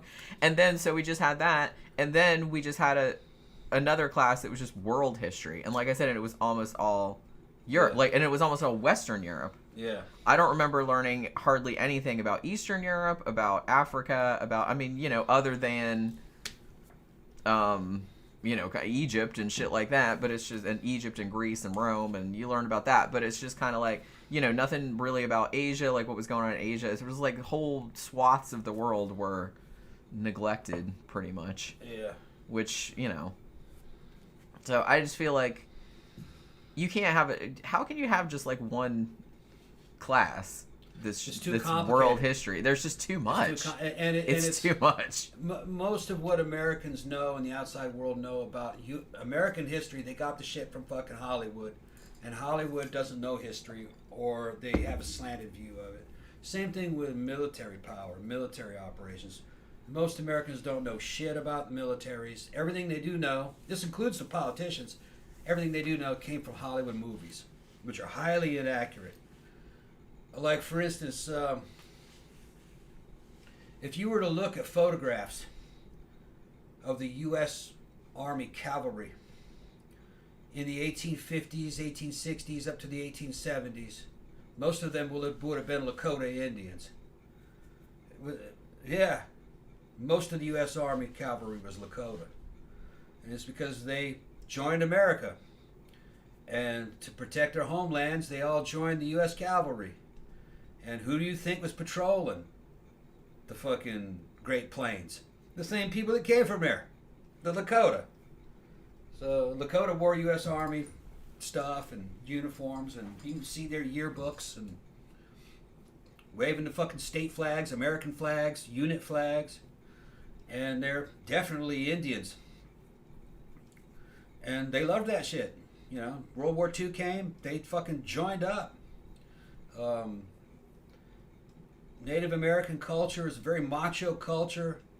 For a man to have value in a tribal society or any kind of fucking decent society, if you ask me, you have to prove yourself as a fighter and a fucking hunter. And, you know, Indians weren't allowed to fucking wage war on each other, so they just joined the U.S. Army. I served with a bunch of them. Same thing with Islanders, Pacific Islanders. Those are all warrior cultures. You know, Maori, fucking Hawaiians, Micronesians, Samoans. Those dudes are fucking warlike, man. But that's a good thing. If you got to channel it properly. Camp Guy said, we had a weak history class, but a very strong science, chemistry, math, English, and English composition classes. Yeah, I mean, I think overall, and I went to public school, but I think I got a very good broad education. But I think a lot of that, too, was because I was interested and engaged, and I read a lot of stuff outside of class that I didn't have to. But I think, yeah, I think probably, and I think it's probably just because it was my favorite, but I really liked, particularly my high school English classes. You know what I mean? Yeah. Not so much my 10th grade one. My 11th grade one, I think, was my... Because that was European literature, so we got to read Beowulf, and we got to read, like, Shakespeare, and we read Macbeth, and I'm trying to think what else we read. But we read, like, a whole bunch of other... Like, Frankenstein. I think we read Frankenstein. And some other shit. So, you know what I mean? So I liked that a lot. But I was always kind of more like an English lit person. But I liked science classes, too.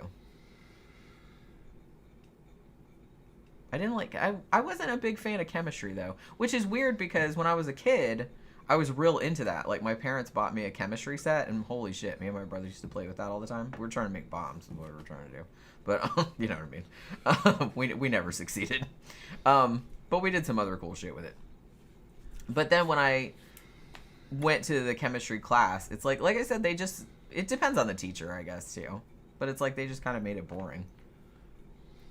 I kind of liked more biology type stuff and all that. I remember being in junior high, we had this teacher that, I can't remember what kind of science it was. It was like, I guess it was just like general physical science or whatever. But he was one of those, what do you call them? Storm chasers. So he was so he did kind of like hijack all of the curriculum to like talk about hurricanes and tornadoes and stuff because he was like super into that. Like he had like the pickup truck that had all the weather shit on it, and so like every time there was like a hurricane or a tornado, he would like drive out in the middle of it. So I was listening to something the other day that was and I guess it was kind of like a famous case, but I can't remember what their names are now. But where there was like some of those storm chasers who I guess, I don't remember if they had a YouTube channel or no, it wasn't a YouTube channel. They had a show on like Discovery or something like that. And I think it was called Storm Chasers maybe. And they were like kind of famous and they actually died doing that shit. Like they were out in like a fucking tornado. They were watching a tornado and it turned right toward them and it was a massive fucking F6 motherfucker or something like that. And they said pretty much like they're all like, they can hear them because it was audio. They found their audio equipment like afterward, and yeah, they're just basically we're gonna die, and then they found him later like just scattered fucking everywhere. Like it was pretty horrible. But yeah, I was like listening to that the other day, so that was a little depressing. Yeah, Camp Guy said, I never read much more than half a page of a history book in high school and skimmed most of the rest. Yeah, they're just, I mean, I don't know. I've always felt like maybe, especially maybe with junior high students or students that are a little bit younger, I think you should play up the gruesome shit because kids love that shit. Play up the gruesome shit. Play up like wars and battles and people getting beheaded and shit like that. Because I used to love that shit. Kids love that shit. Ben says Indians washed, didn't they? Yeah. That's another thing, man, is that what a lot of people, when they think of the Native Americans, they think of something that they saw in a Hollywood movie, and that's not accurate. They're being portrayed as if they were primitive, and that they were kind of Stone Age, and that they were coming face to face with like a fucking industrial civilization that was just fucking them up. No, not at all. Whatever white people had at any given time, pretty much Indians had it too. We had horses, they had horses. We had guns, they had guns. We had steel, they had steel. It just, they tended to want different things. Like, they liked their breeches better because they were better for horseback. But they liked jackets. They wore those. They liked guns, lever action guns, when they arrived. But before the advent of the metallic cartridge, Indians didn't want guns. That was like a shitty weapon for the Indian lifestyle. You couldn't get powder, and the powder would have gotten wet first time it rained. If it was a matchlock, it was worthless. A fucking flintlocks you still needed that powder.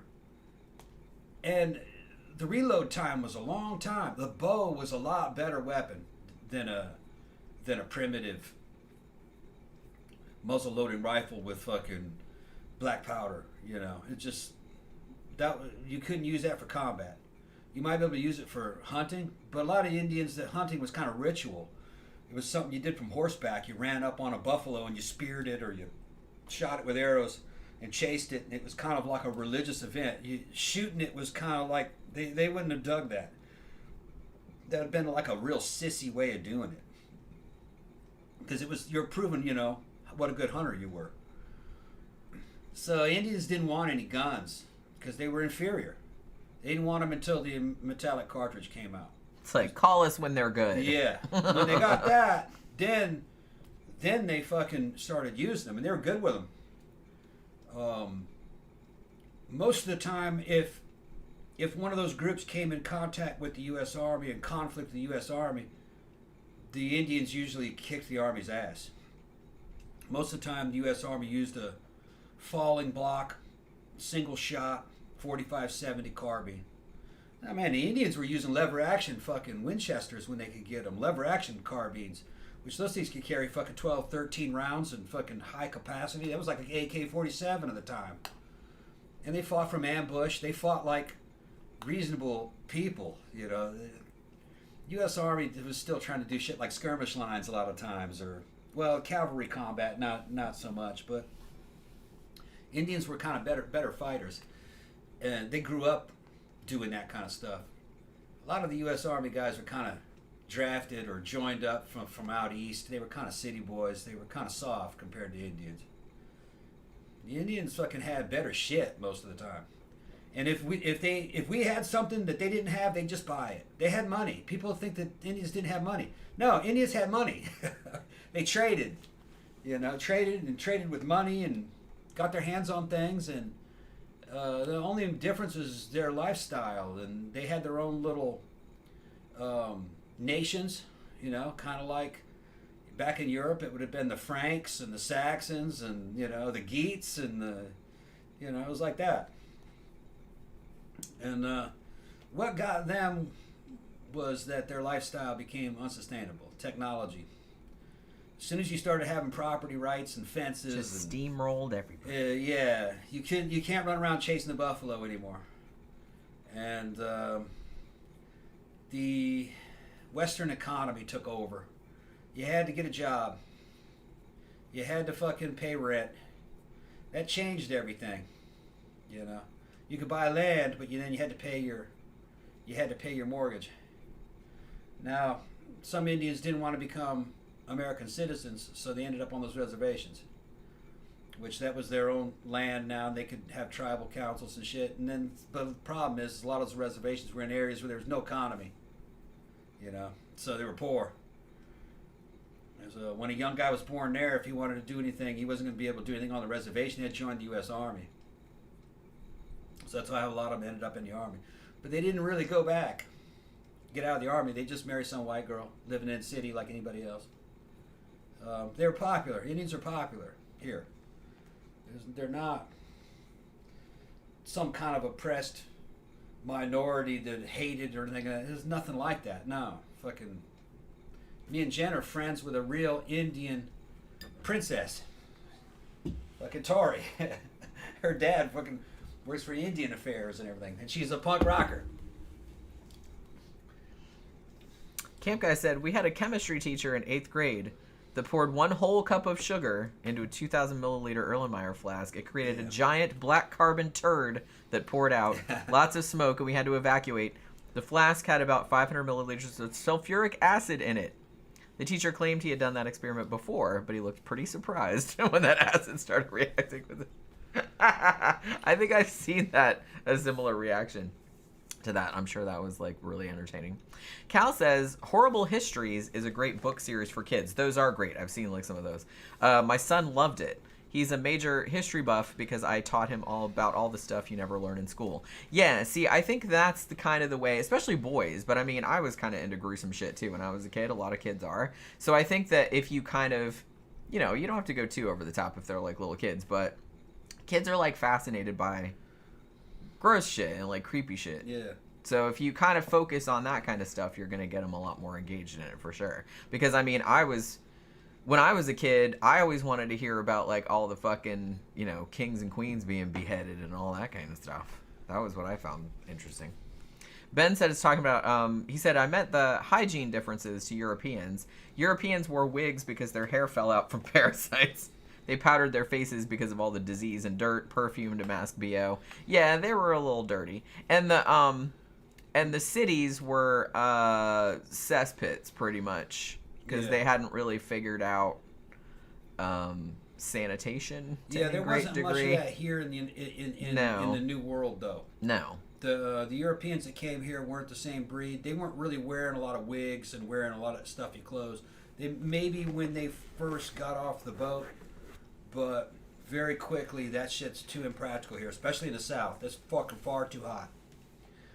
Yeah, they did wear jackets and shit, 1800s looking type stuff, but it wasn't as bad as it was up in Europe. It was too hot, and wigs and makeup, according to the writings of the 1700s, was seen as a European thing. Americans frowned on that. They saw that as something from the aristocracy, really effete and snotty, and they didn't even like to wear colors. Americans of the 1700s evidently liked to wear black and white. They thought that was a very serious color, and it probably came from having a religious backgrounds too. But like when Ben Franklin went to France, he had to go out of his way to buy colored clothes like browns and golds and reds and stuff because he had mostly brown and black and white shirts with brown and black jackets and pants and shit. Because you didn't want to be seen as like a clown. You wanted to be seen as like serious and what they austere. Yeah. That you weren't jaded. That you had good morals. You know, you could you were trustworthy. Yeah, that was the thinking. Which, like I said, I get it. But on the other side of that coin, a lot of the early American settlers were real sticks in the mud. Gonna say. Depending on where you were talking about. That's true. They weren't all the same. All the No, colonies weren't yeah, the same. yeah, I know. I'm just saying that because of the American history class that I had that focused a lot on the Pilgrims, so we read like a lot of their writings and stuff, and I was just kind of like, God, these people sound fucking miserable. They were religious fundamentalists. Oh, yeah. Yeah, and the Europeans were like, we don't want you here, get out. Yeah. They didn't like European ways. They saw them as corrupt. This is a great story. Gadji says, we found a long-forgotten tampon stuck to the ceiling of our chemistry class. Draw your own conclusions, but the janitor used a chisel to remove it. I'm assuming it was like a used one. Gross. So some chick just decided she's going to yank it out and fucking flick it. That was the first thing I thought. She yanks it out and flings it up on the fucking ceiling. That's fucking nasty. Oh, man. Yeah, it obviously been soaked in water before being launched at the ceiling. Gross. Ben says there was a long-running kids' science show called The Curiosity Show The host said every week they got hundreds of letters asking about the science behind boogers, farts, and poo. Yeah, see, that's what I mean. Kids love gross shit. That's why like a lot of museums and stuff like that, if they have like a kids section, they always have like a booger fart thing, and they always have like a bug zoo, like with spiders and roaches and shit like that, because kids love that kind of shit. They love that kind of shit. If you engage them like that, like you can teach them all kind of stuff. Yeah, Tammy points out, in the 70s, white doctors would sterilize Indian girls after they gave birth to their first kid so they wouldn't have any more. Indians were still treated as other. Oh yeah, big time. Big time. It probably depends on where it was you were talking about. I'd never heard of that one.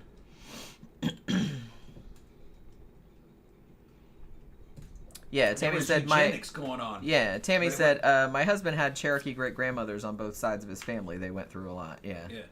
Yeah.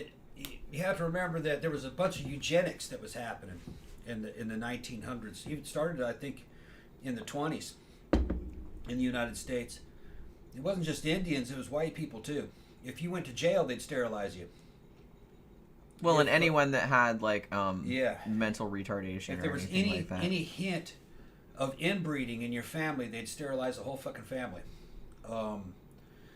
They were trying, and there were pockets of in rural areas of fucking inbred towns, you know, and you had state governments or sometimes NGOs going in there, like a Margaret Sanger type fucking operations, going down there trying to remove human weeds is basically what they considered them. And you know, they wouldn't do it forcibly per se. They'd go in there and they would say, "Hey, here's $200. If you take this $200, you can do this quick operation, and it'll keep the size of your family down." They didn't really explain it totally what it was, but they would bait them in with money and gifts and stuff, and they'd do it. And who knows? It might have. It definitely, I think, improved certain areas, because some people really fucked up. They had the photographic evidence. I mean, you know, some of these people in these rural areas, you looked at them, they're definitely inbred. And the fucking IQs were fucking rock bottom. I mean, they had been in those pockets without any really proper roads going in and out of them for generations, and it might only be like 3 families in that fucking area right there, you know, and there's 3 or 4 generations of people in there, and it's only 2 families, you know, so hey, something's up. Yeah, Camp Guy said that dude on the Soft White Underbelly channel found an inbred Appalachian family he goes and films, currently living in a shack in the woods. Oh yeah, I've seen that family. That's one of the members just barks like a dog. That fucking scared the shit out of me. They just drool. Yeah, terrible. Yeah, I mean, what kind of life is that, really? Yeah. I mean, it's fucked up.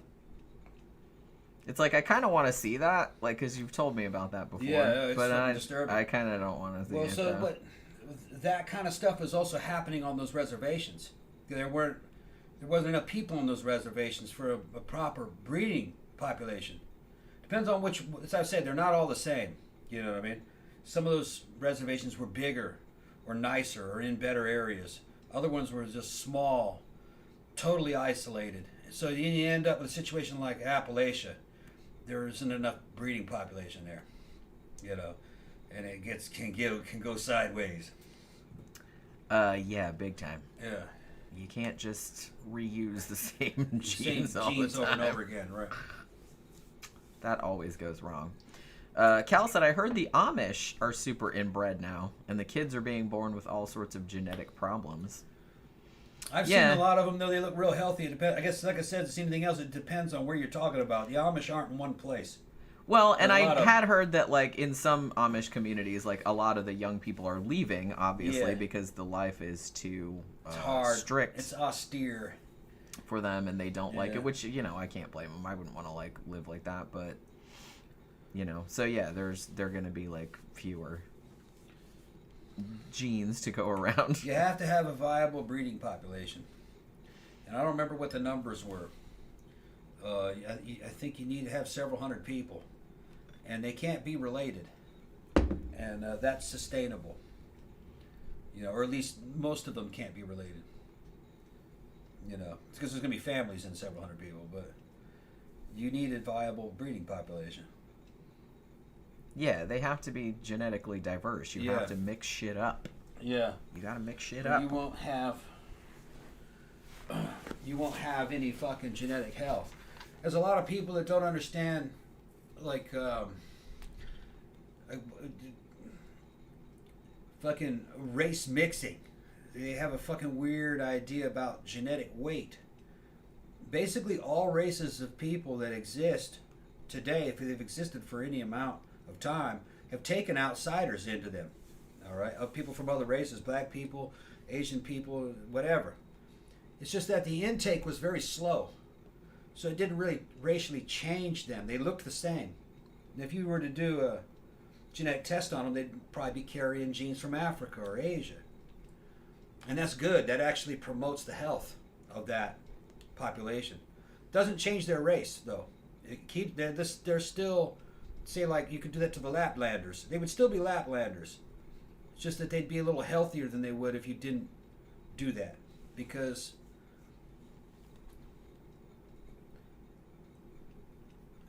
what do they call it? There was a term that they called it.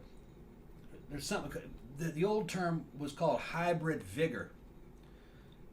Bringing in outside genes into any population is beneficial because the good stuff tends to rise to the top, and the bad genes tend to be erased by the influx of new, better genes.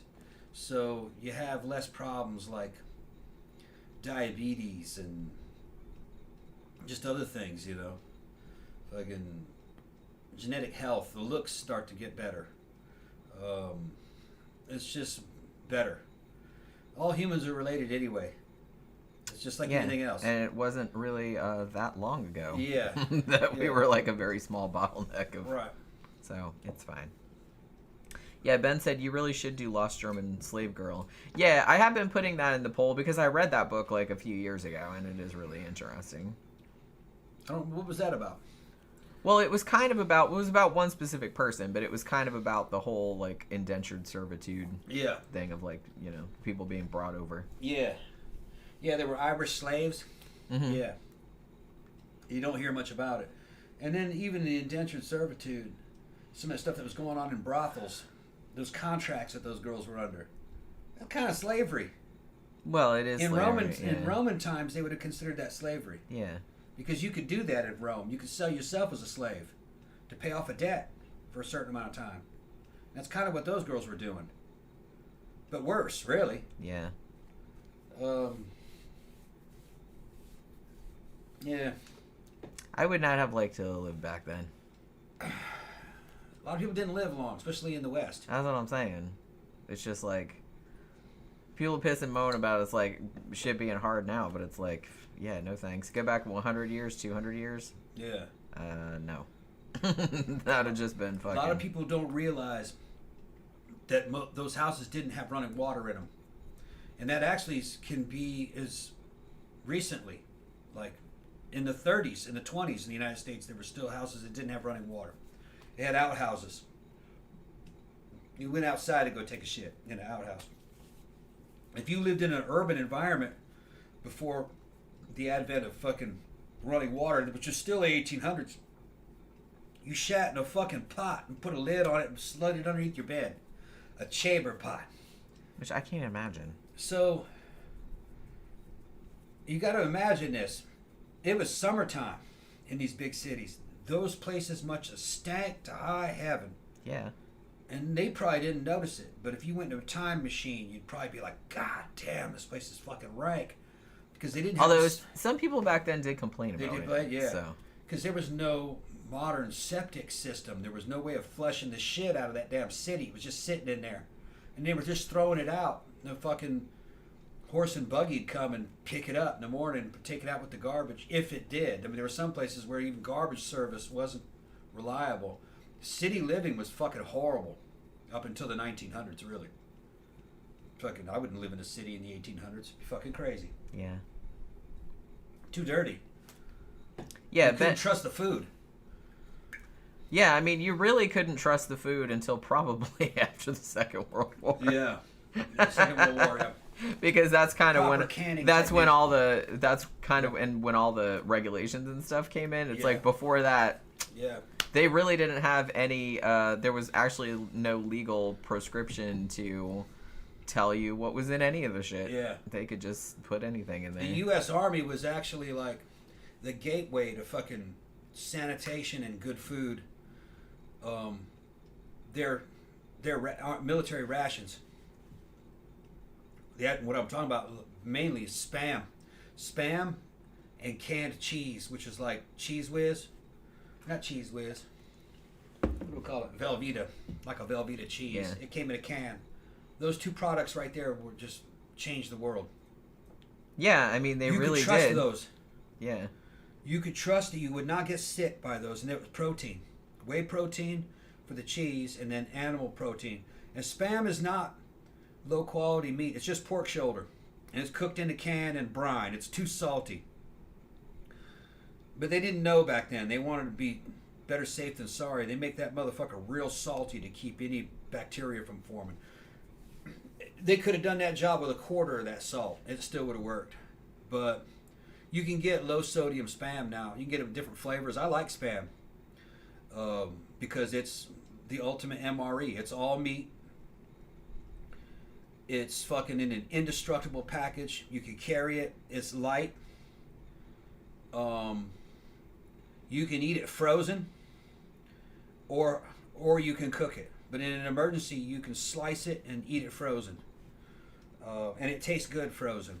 And having eaten frozen MREs and shit, that's the acid test. A lot of the foods that you eat taste good hot. As soon as that thing's cold or frozen, it tastes like shit. That was a good thing when I was in the Army, is that every one of those MREs tasted good frozen. Frozen ham slice, it would sit there to crackle in your fucking, and you'd be chewing it and you go, oh, okay. Yeah, this is what Eskimos are when they're eating whale. You know, frozen whale. Right, yeah. This is what, you go, yeah, it's good, you know. Just even frozen tuna noodles was good. And it was just something about the seasoning or the lack of seasoning. I don't know what it is. I got some of those, you know, those Dinty Moore meals. Remember those little fucking meals? Yeah. They're good hot. Eat one of those when it's not warmed up. It's terrible. And they were actually running in a military to get a military contract to become an MRE. Now, see, that's why one of the reasons why they would have failed, because that shit tastes terrible cold. Yeah. I gotta tell you, one thing that I take to work with me sometimes, that it's shelf stable. It doesn't have to be refrigerated, and you don't have to heat it up. I think Bumblebee makes them, and they're called Quick Catch. Mm-hmm. And it's just a little bowl. It's 190 calories. It's got tuna, chickpeas, and little like rotini pasta and tomatoes, I think, is in it. And it's actually really good, like, for that kind of thing. And I just eat it like room temperature. I don't heat it up or nothing. You can if you want, but I don't. And it's just good like that. You know? Yeah. And it's like a perfect, it's like a snack portion. Like I said, it's like 190 calories, but that's usually what I eat for lunches or something like that. Zach says, show idea, infamous computer viruses or scams. You know, that actually might be interesting. I don't think I ever thought of doing a show like that, but that actually might be good. Gadget says he loves spam. I like spam too. You just gotta know how to cook spam. I don't love it, but Slice it thin and you fry it. it's good fried, like if you mix it with scrambled eggs or something. Yeah, and then I make something like an eggs Benedict or a fucking egg McMuffin. You can do that with it. Yeah, you toast a couple muffins or toast, and then fried eggs, cheese, put spam on it, put it in between two pieces of bread. It's good on naan like that. Eggs, cheese, spam on naan, toasted. Really good. If you want to put a little bit of hot sauce on it, that'll work. Or hot sauce and fucking grape jelly. That grape jelly and the salt mixes together on it. It's kind of like glazing on a ham. That's good. And then they had all the flavored spams. They're real good. Like that. They have a chorizo flavor, which is like a Mexican sausage. That's good. Jalapeno's good. The turkey's all right. I mostly like the low sodium, the regular low sodium. And in World War II, that was they'd get like 2 or 3 of those cans a day. That's what they lived on. And they'd eat that whole fucking Spam block in one setting. And I think it's about 1,200 calories, but it's all protein. I think it might be may not be that much. I'd have to look. I think it might be 900 calories, but it's all protein. That sounds about right. Yeah. Because it's not big, but it's kind of dense. Yeah. Like it's a lot of meat. And the can is indestructible, so it's good packaging. You can put it in a backpack or a rucksack and crush it, throw it into a huge pile on the back of trucks, or do whatever you want. Well, that's everybody takes them camping. That's why. Yeah, and same thing with the new cans of tuna. They have a pull top on them, the pull ring. You can have a regular can and just use a P38, which is a can opener. You can use that, but pull ring is a lot easier. Another one that you can use is the can of fucking corned beef hash. That's a good ration. They used to give us that when they were in the army. It's just it was in a bag. Another one is Beanie Weenie. It's not real high in protein though, but it's a good, nice break, and they come in kind of small cans. Another one I found was a can of tamales with a pull ring on the top of it. They're good, and you can eat them cold. They come wrapped in wax paper. That's pretty good. Hormel made them. See, that's the thing. I feel like there's a lot of like canned food that you could, ostensibly take with you, like when you were camping or out in the field or whatever. Yeah. But it's like, how much of that like tastes good cold or room temperature? Yeah. Like probably not much of Right. it. Not much of it. And the military standard was MRE, meal ready to eat. That means you can just eat it just like it is at any temperature. So that's the acid test. Because technically Spam, you can eat it frozen. It doesn't quite taste as good, but you can Spam's eat fickle. it. Yeah. Right. It was ready to eat. Most guys cooked it, though. Tammy said 630 calories in a 630? classic can of Spam. Okay. That's not bad. 3 of those a day is fine, and it's all protein, so that's good. Yeah, I mean, if you're going doing like burning a lot of calories, yeah. Yeah, and in an emergency, you could probably get away with 1 can a day. Yeah, I mean that's not ideal, obviously, No, but in an yeah. emergency, 1. Yeah. Let's see. Karen Lee says, "Hi, late, but I made it." Yeah, I'm actually surprised at like how late it is already. Yeah, it's late. I mean, it's not late. It's 9:30, but it's like it's Friday night, so we're not going anyplace. I wouldn't mind another drink actually. Okay. Just please, because we're not going anyplace. But yeah, it took me a really long time because the place where I work, only for 1 more week, they have a refrigerator, but it's like it's always full, and it's just kind of like, I don't know, I just don't want to deal with it. You know what I mean? Because I'm just like that. I'm just like, I don't want to fucking deal with it. I don't want to have to deal with like microwaving shit. Because there's a little kitchen, but there's not a break room. There's like nowhere inside to like sit and eat. There's like a picnic table outside, but that's it. So I usually just kind of like sit in my car and like watch YouTube or read a novel or something. So I was like, well, I want something that doesn't have to be refrigerated, that I can just keep in a bag, like in my, like by my desk or whatever, and that I can just go out to the car and eat and not have to heat it up or anything. So it took a long time to get to, but I found that the best ones are just these little tuna bowls, because you don't have to heat them up. You can if you want, but they're fine, like room temperature. They taste totally fine. The best one, like I said, is the I guess it's Mediterranean. I think it's called Mediterranean, and it's just tuna, a little bit of rotini, chickpeas, and I think it's tomatoes and like some other spices and stuff. But that's like really good. They have some other flavors too. They have like a teriyaki one, which is pretty good. It's not as good as the Mediterranean one though. And then Dollar General actually makes 2 of its own brand of tuna bowls. One of them is fried rice, and one of them is Mexican. Both of those are okay too, and they both have tuna in them. But the Mexican one, and I know this is going to make me sound like super white, but the Mexican one is like too hot for me. I used to be able to eat hot food, but the older I get, I found that it's I can't really do it anymore. It's getting to a point where it's just... I'm going to show them some cool shit that I found over the years for...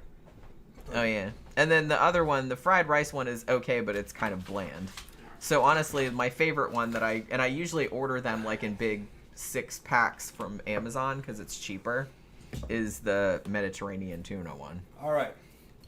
I got some stuff here that I picked up. This is my bug out stuff. Zach says, but Jenny, you are super white. Yes, I'm aware of that. This was cheap as hell. Clover got this at a dollar store. Chili with beans. Yeah, see, that's the Dollar General brand. Yeah, there. and that was Clover I Valley. think that was $1. And I tried it, it's good. You can pour this over a bag of Fritos, or you can pour this over the top of a cooked ramen and make something out of that. I mean, anything, like, Yeah. I love ramen, so anything you pour in ramen's going to be It doesn't good. have a pull ring. Tamales. The protein is pretty good. The calories are good. It was only like $1 or something. Camp Guy said, I like Cliff Bars. The mega ones have like 20 grams of protein. Yeah, those are pretty good, actually. I've had some of those. Now, this is stuff more like an MRE because it comes in a metallic bag. Tuna Creations. Yeah, see, I like those. All different kind of flavors of these. I don't remember what that flavor was I had the other day, but it was good. You can put that in a butt pack or something. This is something you would carry on you. I mean, you can do other things with that, but Yeah. honestly, I just took that to work with me and just ate it out of the pouch with a spoon. A slice of Spam. Oh, I didn't even know they made those. Look how Yeah. cute that is. The only thing is that It's a little baby it's a Spam. baby Spam. The thing is that it's not really economical. This is about $1 something. All right, and for $4 you can get a can, which is about 8 times this. But you're buying it for the packaging. Yeah, I mean, that's handy. Right, handy packaging. Ducal, refried beans in a bag. There you go. All right, got this. See, what a time to be alive. Got this at the South American store. All right, the South American market over there across the street from Starbucks. It's good too. You just rip the top of it and you can squeeze it out right into your mouth. If you're into that. Yeah. I could just see Tom like fucking mainlining Yeah. refried beans. You can get these at the dollar store. Velveeta cheese in a bag. And that's the jalapeno flavor. Oh no, see, I might Yeah. squeeze that right into my mouth. And you're like, what would you want that for? You can put it in with a ramen. Yeah, You can put it on a refried beans. This is whey protein. you could So- dip crackers in it. Yeah, so this is equivalent to a meat. It's a protein. Okay. It's only like $1. I mean, it's not cheese, obviously. It's a cheese-like product. Then you can get fancy. Indian food. Uh-huh. Vegetable korma. I haven't had it cold, but hot. This is really good. Okay. Yeah, those are pretty good. Yeah. Honestly, one of my most favorite ones, it actually comes in like a little box like that. And it's peanut noodles. Yeah. Like Thai peanut noodles. Oh my god, they're delicious. Vegetarian tikka masala. I don't buy it anymore though because it's like 800 calories. Now see what you can put this. You can put Spam in this. Pre-cook the Spam, put it in there so you can have meat in it. See, there you go. It's not high in protein. This is the only problem with it, but it's good in flavor. It's got calories. Indian basmati rice, pre-cooked. See, Tom is like really Ready into to go. this. He has like a whole pile of like. Yeah. He's always like investigating new. I would have loved this in the army. Yeah, see, they probably have love much this. better shit Yeah, nowadays. I would have loved this in the army.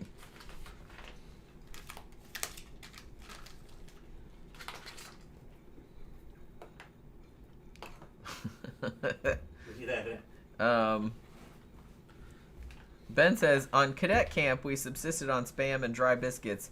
One guy said the only way he could take a crap was to put his foot on the end of the turd and stand up.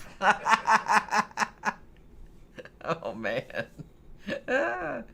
Zach said, I wonder how many times refried beans have been used as fake shit in a movie. See, when I was growing up, we ate Mexican food quite a bit, but I was always really grossed out, I couldn't get past the appearance of refried beans. So it's just like I never ate them. But then like when I got older, I was like, oh wow, these are actually really good.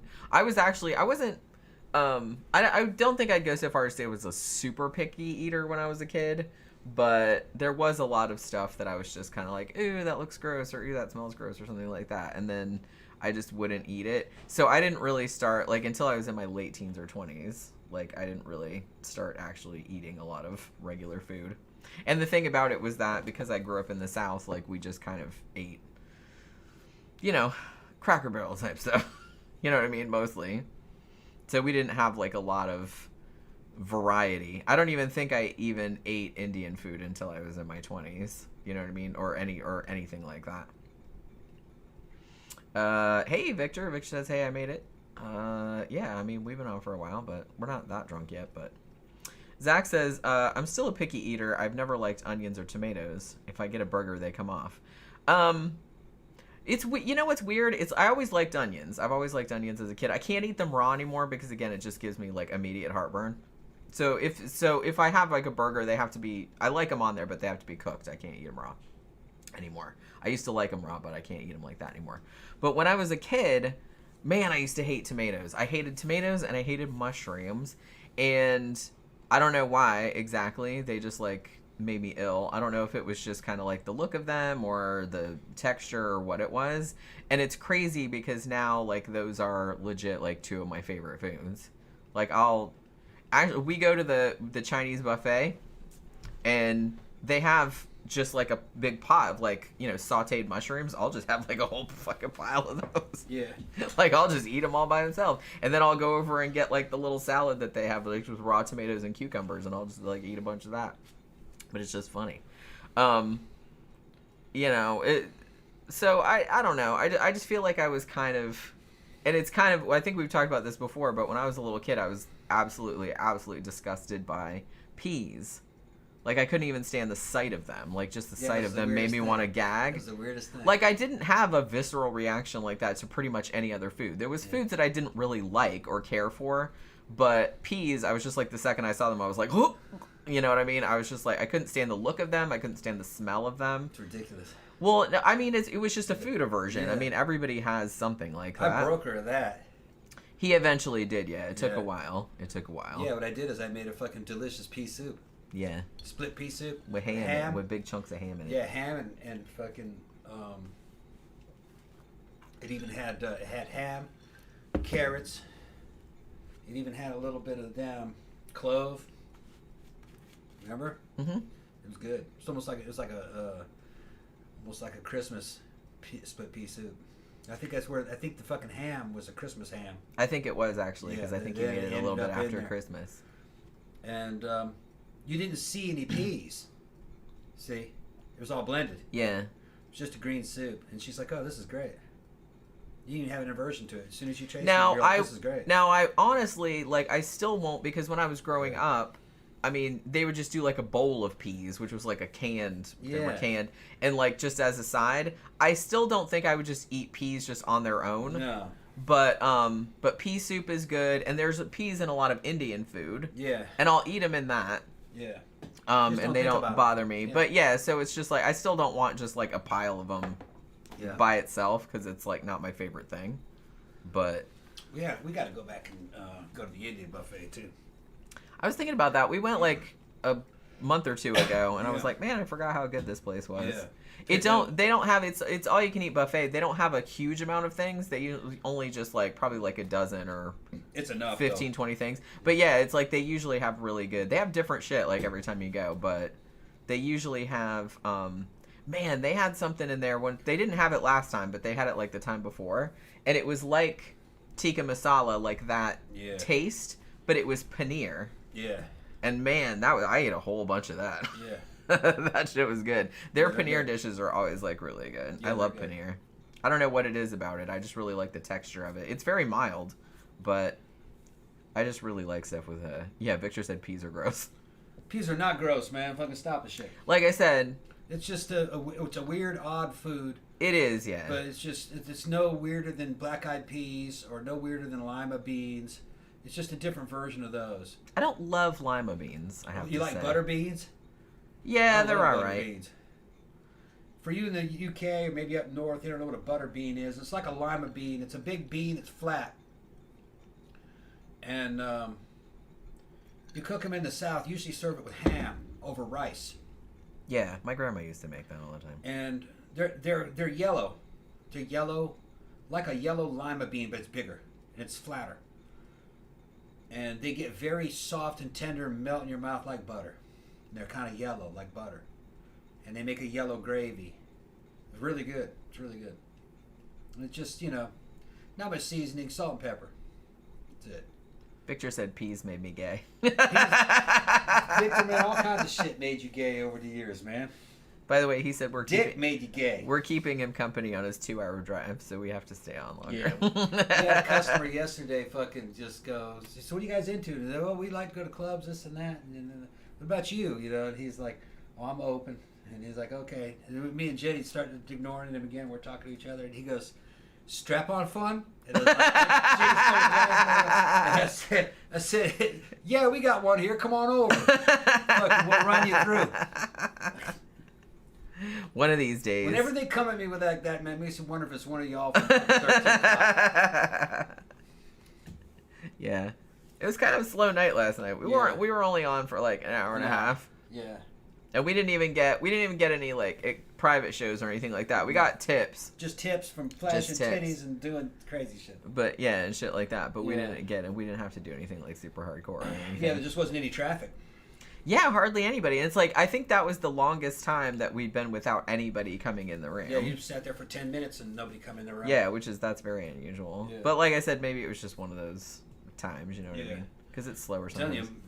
I'm telling you, mornings and afternoons are the best. Well, that's what I'm telling you. That's why, I'm taking the leap and I'm going to start doing it full time so we can do it in the morning and afternoon. Because it's like... Plus your energy is up. Yeah, that's what I mean. You're Coming home and doing it at night, it's just like, look, I just got home from work. I've been up since 5 in the morning. It's like, I want to do it. It's fun, but it's just kind of like, man, I can only stay on for like an hour and a half because I got to take a shower and go to bed. You know what I mean? Yeah. Because I got to get up at 5 in the morning. And we're both kind of worn out. Yeah, and we're doing shit too. Right. It's like, it's the end of the day. We get up around the same time. Right. So that's the thing. I got to work on a bike this weekend. Yeah, that's right. Yeah, I got to put that new throw-out bearing in. Well, we'll have a million things to do. I have a couple. I got to do a couple of videos. I've already got them all set up. I just got to record them real quick. And I don't know. We could stream. We could go eat. Can't believe I fucking ran over a nail. I can't believe that either. But it happens. Yeah. It happens. Zach says, I also don't like celery because why is food enjoyable when it's actively exhausting to chew through? Zach. I used to celery must have made you gay. Celery's so good with peanut butter on it. It is really good with peanut butter on it. And I actually like celery. I like celery salt a lot. Yeah. But I actually like celery when you cut it up really small and you put it in like crab salad or something like that because it gives it like that texture. I like that. And then Zach says the same with apples to an extent. See, I love apples. I'm not a big fan of just eating. Now, green apples are good for pie, okay? Because you're always going to make a pie with green apples. Caramel dip. Well, yeah, no, that's good. Yeah. But if I'm just going to eat an apple like on the way to work or whatever, it's got to be like a red one. You get fat as fuck eating green apples and caramel dip. A whole bowl of that damn caramel. It is good, though. Yeah. Yeah, see, the green apple, they're so tart that like sweet stuff is. That's why people use green apples for pies. You don't use red apples for pies. It's not the same. And the texture's not the same. Yeah, because Zach says, I love apple-flavored things, but eating actual apples is just kind of a chore. Yeah, I get it. Yeah, Ben said, I love all Indian food, but tandoori meat dishes are incredible. Yeah. I mean, like I said, I think I only really got into Indian food much later. Like, when you started making it. Like, I had eaten it before, but I didn't know a lot about it until you started making it. And yeah, it's like I don't know if I would necessarily categorize that as my favorite cuisine, but I don't know, maybe I would. What's that? Indian food. Hard to say. It's easy to adapt to Indian food. Yeah. It's easy to fall for that. It's got a great flavor profile. It does, yeah. It's very manly. but women like it too. It's got a fucking there's no Manly, yes, but I is like a it very too. It was just like the redneck was down there fucking eating that shit with his whole. It was a whole lawn crew there. He goes, man, this is some fucking manly shit here. This shit's good. It's like chili but better. And that redneck was tearing that shit up. And then half of his lawn crew were black guys, and they go, yeah, it is good. They liked it, and because that's not a southern thing. But yeah, I think there's still like some contingent of older people and like working class kind of rednecky people that are just kind of like Indian food. Ooh, what's that? Like it's weird to them. They don't like foreign food. They don't like foreign food. Yeah. But no, those dudes, they saw the greatness. They were like, oh yeah, this shit's good. How can you not like Indian food? Well, he called it. I heard him say. He goes, it's like chili. Yeah. But it's better. Yeah. That's. Well, I guess chili. It has very similar, like it has a similar flavor profile. I'm pretty sure chili is Indian. I think it might be. I mean, it's very similar. It's cumin and chili powder. Yeah, it's very similar. That's the base, and you're cooking meat in it. And real Texas chili. Well, they say when it's our version of chili is from Texas, basically. And real Texans will tell you beans don't belong in that. It's just meat. Just meat. Like a meat stew. Now, I've always heard it's Indian, but I always thought they were talking about American Indians. It might be Indian. Like actual Indian. Yeah. Because there was a knowledge of India and spices from India going back centuries. Yeah. So that might be what they're talking about. It might be. I don't know. Because I kind of feel like every culture has a dish like that. That's just kind of like a meat stew. Yeah. Sort of. It's basically curry. Yeah. It's curry. I mean, chili is basically It's just curry. it's a different ratio. Yeah, it's the same cumin spices pretty much. Yeah. It's just a different ratio. It's a different ratio, yeah. It's the same method, basically. Yeah.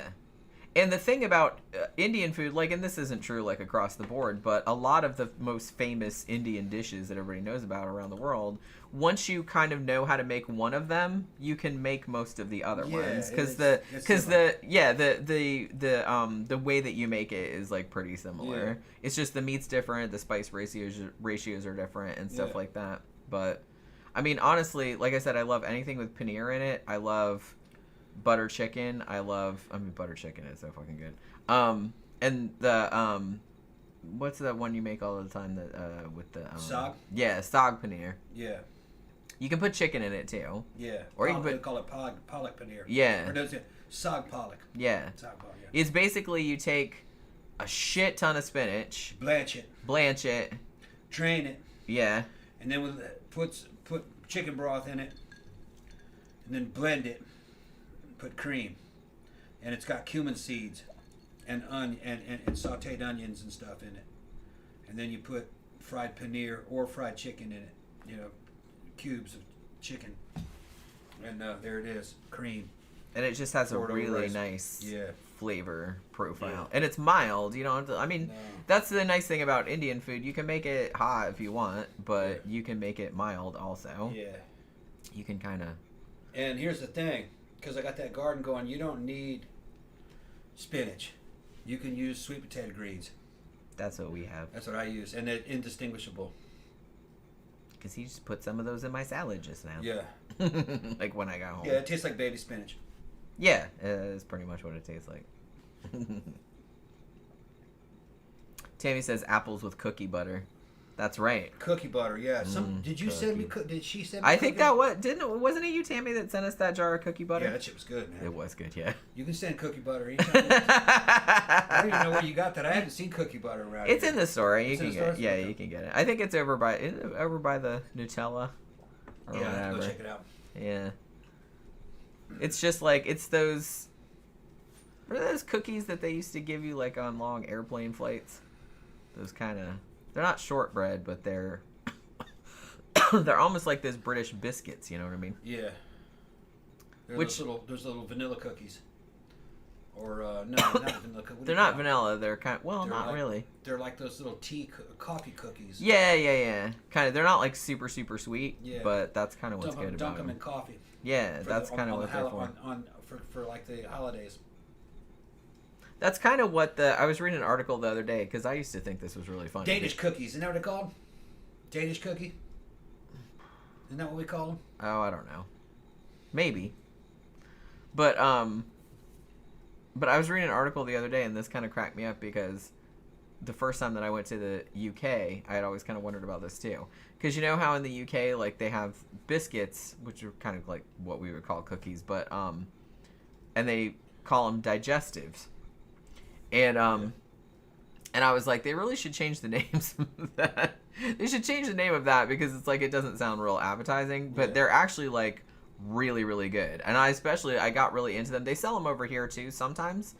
Sometimes you can find them, like if you go to Publix, especially in Florida, because there's a lot of British tourists and a lot of British people live here. You can usually find like a small section of British groceries, and they will usually have that. They don't usually have hobnobs, because hobnobs are my favorite because they're kind of like more oaty. You know what I mean? They're almost like oatmeal cookies, but they're not super sweet. They're not super sweet because you're supposed to like dip them in tea, is what they're. You know, you have them with tea is what you're supposed to do. Yeah. But they have ones that have like chocolate on them too, and those are also good. Somebody's asking, isn't chili South America? No, chili is Indian. Pretty sure. Like chili powder and chilies. I mean, we go to the Indian spice market. What's the name of that place? Spice World? Spice World. And they got a shit ton of chili powders. Just like the movie about the Spice Girls. That one, that Kashmiri, was it Kashmiri chili? It was hot as fuck. Wasn't it Kashmiri? Isn't that the name of it? Yeah, I think that's Kashmiri. the brand name. Man. Didn't we buy that big bag of it, of the chili powder? And that shit was like fucking... It was called Kashmiri chili powder. Set your mouth on fire. Woo! It was not as hot as, say, like cayenne pepper, but hotter than regular red chili powder. It's still red, but it's just kind of it's not a deep red, it's just like a bright red. Shit was good. But they had both kinds. So when Texans from back in the day were saying that chili was Indian, I thought it was Native Americans what they were talking about, but I'm thinking, no, I think Indian. See, because Texas and the South has a big Spanish influence. In Spain, the Spanish Empire, so the British Empire too, they knew all about India and the spices that could come from India. So yeah, Texas would have known about Indian food in late 1800s, early 1900s. They would have known about it. It would have been rare and exotic. But you look at a chili recipe, chili con carne, it looks like a fusion of Indian food, Mexican food, and Texican was the kind of Germans, you know, German and Irish people. And it just looks like it's curry. The basic recipe's curry. And I think that's what they did. And it didn't have beans in it. Real Texans, it's just beef. So that's beef curry. Yeah. Indians wouldn't eat beef. But we're not talking about Indians. We're talking about Texans. Who eat all the beef. They'll throw a moo cow in there in a heartbeat. The whole cow. Whole fucking cow. Still mooing. Mooing and everything. Got horns on it. Yeah. Yeah, Tammy's Biscoff cookies. Yeah, that's what they're called. That's yeah. the name. That's because, like I said, Yeah. they used to on Virgin Atlantic Airlines, like the transatlantic flight. They used to give me Remember those. those. That's what it's called. Gadji says there's a curry that's English. I like it hot. Our local Indian restaurant Yeah. is The Business. Yeah. Also says hobnobs are good, but they're not rich tea. Yeah, rich tea are good too. Yeah, but Although British- I have to say that my favorite cookies, biscuits, whatever that I ate over there were custard creams. Yeah. I loved those so much that I bought like a shit ton of them and brought them back in my suitcase last time I went there. Because it's like you can get digestive biscuits, you can get all that stuff. Sometimes you can get hobnobs over here, like it depends. And actually the Indian market that we go to has like a British section also that has like a bunch of the cookies and candy bars and whatnot. But it's hard to find custard creams. I think they did have some they do have some sometimes, but it's kind of hit or miss whether you can get them or not. But I really like those. Zach asked, the Brits aren't known for their cooking, I guess he's saying. But what was your fave food from the UK? I'm going to defend the British. The British are known for cooking. They do have good stuff. Yeah, they do. I They actually do, really yeah. like the food over there. And, and a lot of American cuisine is actually based on British stuff.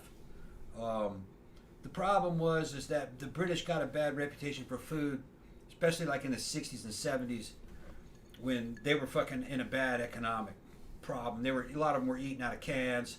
There wasn't a lot of fucking choices, and fucking foreign food wasn't available there. So they didn't have Mexican food or anything. But all that, you know, they're updated now. You think you can pretty much get anything in England. As far as I know. Yeah. It's not the same world. It's just like anywhere else. You can get, yeah. But no, the English were good at like things like meat pies, fucking dealing with roasting things. You know, they're real good at that. Fish and chips. Come on. I could live on fish and chips. Yeah, they got some good shit. And I'd probably get scurvy or some shit. The thing is that British food was never really spicy. Their version of spicy food would have been English curries. That was like their version of Mexican food. But the thing about it is they love Indian food over like there. Indian. And they've honestly, Indian food is like essentially just English food at this point. Yeah. Because you can get, you go in a fish and chip place and they have Indian food. Like it's kind of like how Mexican food and Italian food is now American food. Yeah, it's the same kind of thing. Yeah. Honestly, one of my favorite things, I love Cornish pasties. Yeah. And I especially like, they had a great one. I had one over there in, I think it was in Cardiff, I guess. And I had one that was pork and apple, like in the crust and everything like that. Holy shit, that was so good. Yeah, that was really good. And I was also really into the classic Sunday dinner. You know what I mean? The roast and the potatoes and the Yorkshire puddings and all that. I liked all that too. The British basically invented what we would call breakfast too. And their chocolate is amazing. Yeah. I really like I love walnut whips. I love the Aero bar with the mint in the middle. I love that shit. The American breakfast is basically a modified British breakfast. Eggs, bacon, toast. You know. They usually have tomatoes and beans with theirs. Yeah, which that wouldn't and fly sometimes here. blood pudding. That wouldn't fly here. No, thank you. But I've seen videos of Brits coming here eating American food and American breakfast. They love American bread. They instantly get it. How can you not? I mean, American breakfast. I can't. I can't eat it all because it's like too much. Yeah. But breakfast food is the best food. There's a good video on YouTube where a Southern dude takes two British guys to fucking Waffle House at 2:00 in the morning, and they're all drunk, and they fucking loved it. Well, I mean, that's kind of how you have to go to Waffle House. You don't go there in the middle of the day sober. Yeah. Nobody does. And the dude that took them is like a fucking respected chef, American chef. These other guys are cooks too. And he goes, no. Because the best breakfast is Waffle House at 2:00 in the morning. So he takes them to Waffle House and they order basically everything. The fucking their fucking waffles biscuits and and gravy, and biscuits and eggs, Southern and fucking bacon. omelet. They got the Grits. Southern omelet. They got all the fucking hash browns with fucking gravy. Although I with will say gravy that Waffle House, their grits aren't great. No, actually he said that. He says grits, no, not here. Yeah, don't get the grits at Waffle House. Everything else is good, but their grits are very, very bland. Right, yeah. Yeah, he goes, that's the only thing they don't have. And I love grits. Chef said the same thing, said that their grits suck. I love grits, but don't get them at Waffle House. Pancakes with syrup. But all their other shit is good. They couldn't eat it all. He was just showing they ordered There's everything no way. to show them what it was. There's no way. And their minds were blown. They were like, yeah, this is... And they would say the same thing I said. This is a British breakfast. Yeah, but it's just not that on different. Steroids, and it's a different version of it. And they instantly got it. They said all that shit would fly in England. They said that people in England would love all that shit. They loved it. Well, and honestly, the best thing for me still, staying in a hotel, like any kind of reasonably priced hotel that you stay at, will usually have an all-you-can-eat breakfast buffet. Yeah. So if you get down there before, it's usually 9 or 10 a.m., they have a whole thing set up. Man, there's a pancake station, an omelet station. They got grits, they got bagels, they got cereal, they got eggs, they got everything. Yeah, scrambled eggs. Everything. Then they got biscuits. Yeah. And then they would have fucking English muffins. We call them English muffins. They got everything. They got fruit. They got oatmeal. Anything you can think of. Slices, sweet donuts. Cream cheese.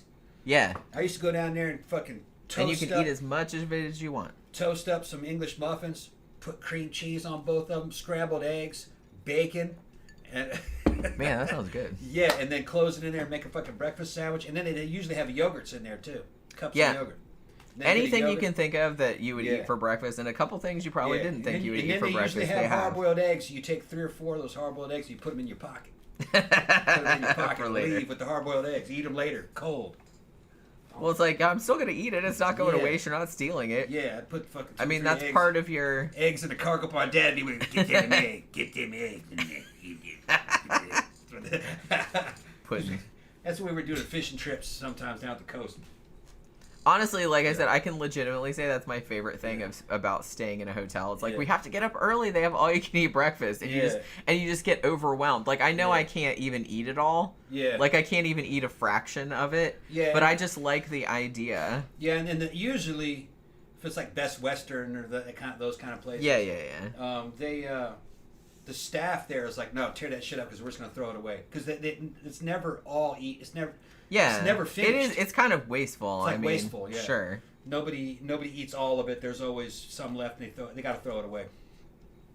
Evidently the staff takes a lot of that shit home. Well, that's good. At least Hard-boiled eggs at and least stuff. somebody's eating it. Yeah. But yeah, it's like the last time. I think like when we stayed at that hotel with Jen and Dimitri Yeah. when we went to the castle. Yeah. So we stayed in a hotel in Tampa. It wasn't Best Western. It was the fuck hotel was it? Dimitri worked for them. I Yeah. can't remember what chain it was. It was one of the better ones. Yeah, one of the slightly better chains. It's not Yeah. like fancy, but it was like, you know. It was underneath Hilton, I think. Yeah, it might have been a Hilton. Was it a actually? Okay. Now that I'm thinking about it. All right. Yeah, But- you said scones. I think Oh, I love scones. yeah, I think an English Scones muffin, with strawberry jam and clotted cream on I it. think an American English muffin is a cheap scone. I think isn't that right? We saw a thing on. They don't. They said it was like They're a scone. similar, but they don't taste quite the same. Yeah, it's like a badly No. executed scone. I think. No. No? The English muffin. They were trying to do. What was it? They were trying to do a what do you call it? Shit! It just went right out of my head.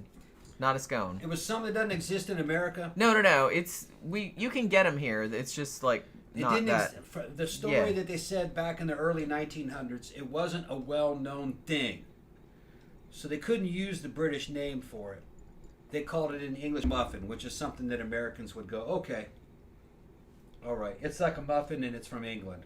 Why did I forget what those were called? But I forgot what the British version of the name was. I'll remember it in what a it was. second. Crumpet. Thank you. Crumpet. It's a okay. crumpet. Yeah. And yeah, if you see a crumpet, taste a crumpet, that's a lot more similar. Okay. The English muffin, like over here, like Thomas's, that's the biggest brand. Yeah. And they're sourdough. Yeah, The so, good ones. and if you toast them right, they're nice and crispy and stuff like that. But crumpets are slightly denser, Okay. but they're similar, it's a similar size and Size. like a similar thickness. Okay. Ours are a little lighter then. Yeah, a little bit, but it's very similar. Okay. So it was kind of like the American version of the crumpet. Okay. But nobody knew what a crumpet was back then. Well, maybe they don't now. I don't They know. would but know now. Yeah. Maybe not. I have bought them here before, but If you it's showed like them it's a kind crumpet, of they unusual. go, oh, an English muffin. Yeah, That's probably. what they would go. Yeah. Because that's what they were trying. That's to what do. they learned it I as. like crumpets though. That sounds like I'd like one. You Sounds- probably Sounds would. like I'd like it. Yeah. Well, it's just like I said, it's very similar to an English muffin. Although I will say that like English muffins, I don't know. I think I like those better just because they have like all those like air pockets in them, and like when Yeah. you toast them, they get kind of crunchy on the Yeah. edges, and And I'm kind of they into. absorb butter real well. Yeah, and I'm kind of into And you that. could put jam on there. An English muffin, that's what they use Preserves. for the classic McDonald's breakfast sandwiches, Yeah. which, you know, have been like that for Yeah. years and years. That's like yeah, the if classic. you're in England, then you would know what an American English muffin is. It's on that damn fucking Egg McMuffin. Yeah, because I think the That's Egg what McMuffin is the same. Yeah, it's just not toast. They In don't the really UK? toast that thing before they put it on there, but it doesn't matter. Well, it depends. It's an American crumpet. Yeah, it's very similar. Yeah. I've got crumpets here before, but I don't remember where I got them. Probably easy to make. I think I've made them before too. I can't remember where did I buy them? I can't remember if I bought them like at a Publix or if I bought them at like an English, because where I grew up there actually used to be a British tea room, and then in the back they had like a little wall of groceries that you could buy, and sometimes they had crumpets and things like that. So take that crumpet, put a slice of ham on it, American cheese, and some egg. And that was McDonald's version of the fucking Eggs Benedict. It worked though. I will argue they didn't have any fucking hollandaise sauce on it though. I will argue that the sausage McMuffin with egg is superior to the egg McMuffin. I like them both. Well, they're both good. I'm not saying both. they're not both good. Yeah. I'm just saying that given the choice, I will always pick the sausage, but because I like the sausage on their like interaction with the egg better than I do the ham that's on the egg McMuffin. Yeah. Mm. But I don't know. I mean, the sausage muffin with egg is just like, I feel like that's like the platonic ideal of like the breakfast sandwich. You know what I mean? You know what's funny is that they got the filet of fish sandwich, right? Mm-hmm. And it's got cheese on it. Yeah, which is usually... Cheese does not go on fish. Usually something that's kind of a no-no. Yeah, cheese doesn't go on fish. But it's on there. I eat it, and it works. And I don't complain. It works. Yeah. Well, it's a mild cheese. It's just American cheese, right? Yeah. American It's not quote even unquote really cheese. It's not cheese. American cheese product. It's whey protein. I will note that one other place where I've seen that done, and I don't even know where this comes from, but at the Chinese buffet, not, I don't think Ichiban has it, but Koi Wan has it. They do this kind of baked, kind of a casserole situation, and it's like chunks of crab meat, and they bake it, but it has kind of like, I don't know if it's like breadcrumbs, like a sprinkling of breadcrumbs, and then it has cheese on it. Not sure what kind of cheese it is. I don't think it's mozzarella, and it's not flavorful enough to be cheddar. It might be American cheese for all I know. Might be Velveeta. It could be mozzarella, but I don't remember. I haven't eaten it in a long time. But that works, because I've eaten that before. But it's like, I feel like if you're going to pair fish and cheese, it usually has to be like a pretty mild cheese. They don't usually like... I'm going to stand where I was before and say cheese does not belong on fish. It generally does not. No. I will agree. No. Although, the filet of fish sandwich, that's an exception. They just put that cheese on there because they had it.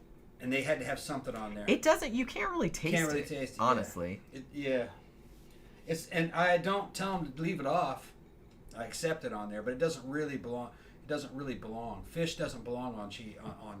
Excuse me. Cheese doesn't belong on fish. If you want to call that cheese, that's not really cheese, but it's cheese adjacent. It's a way.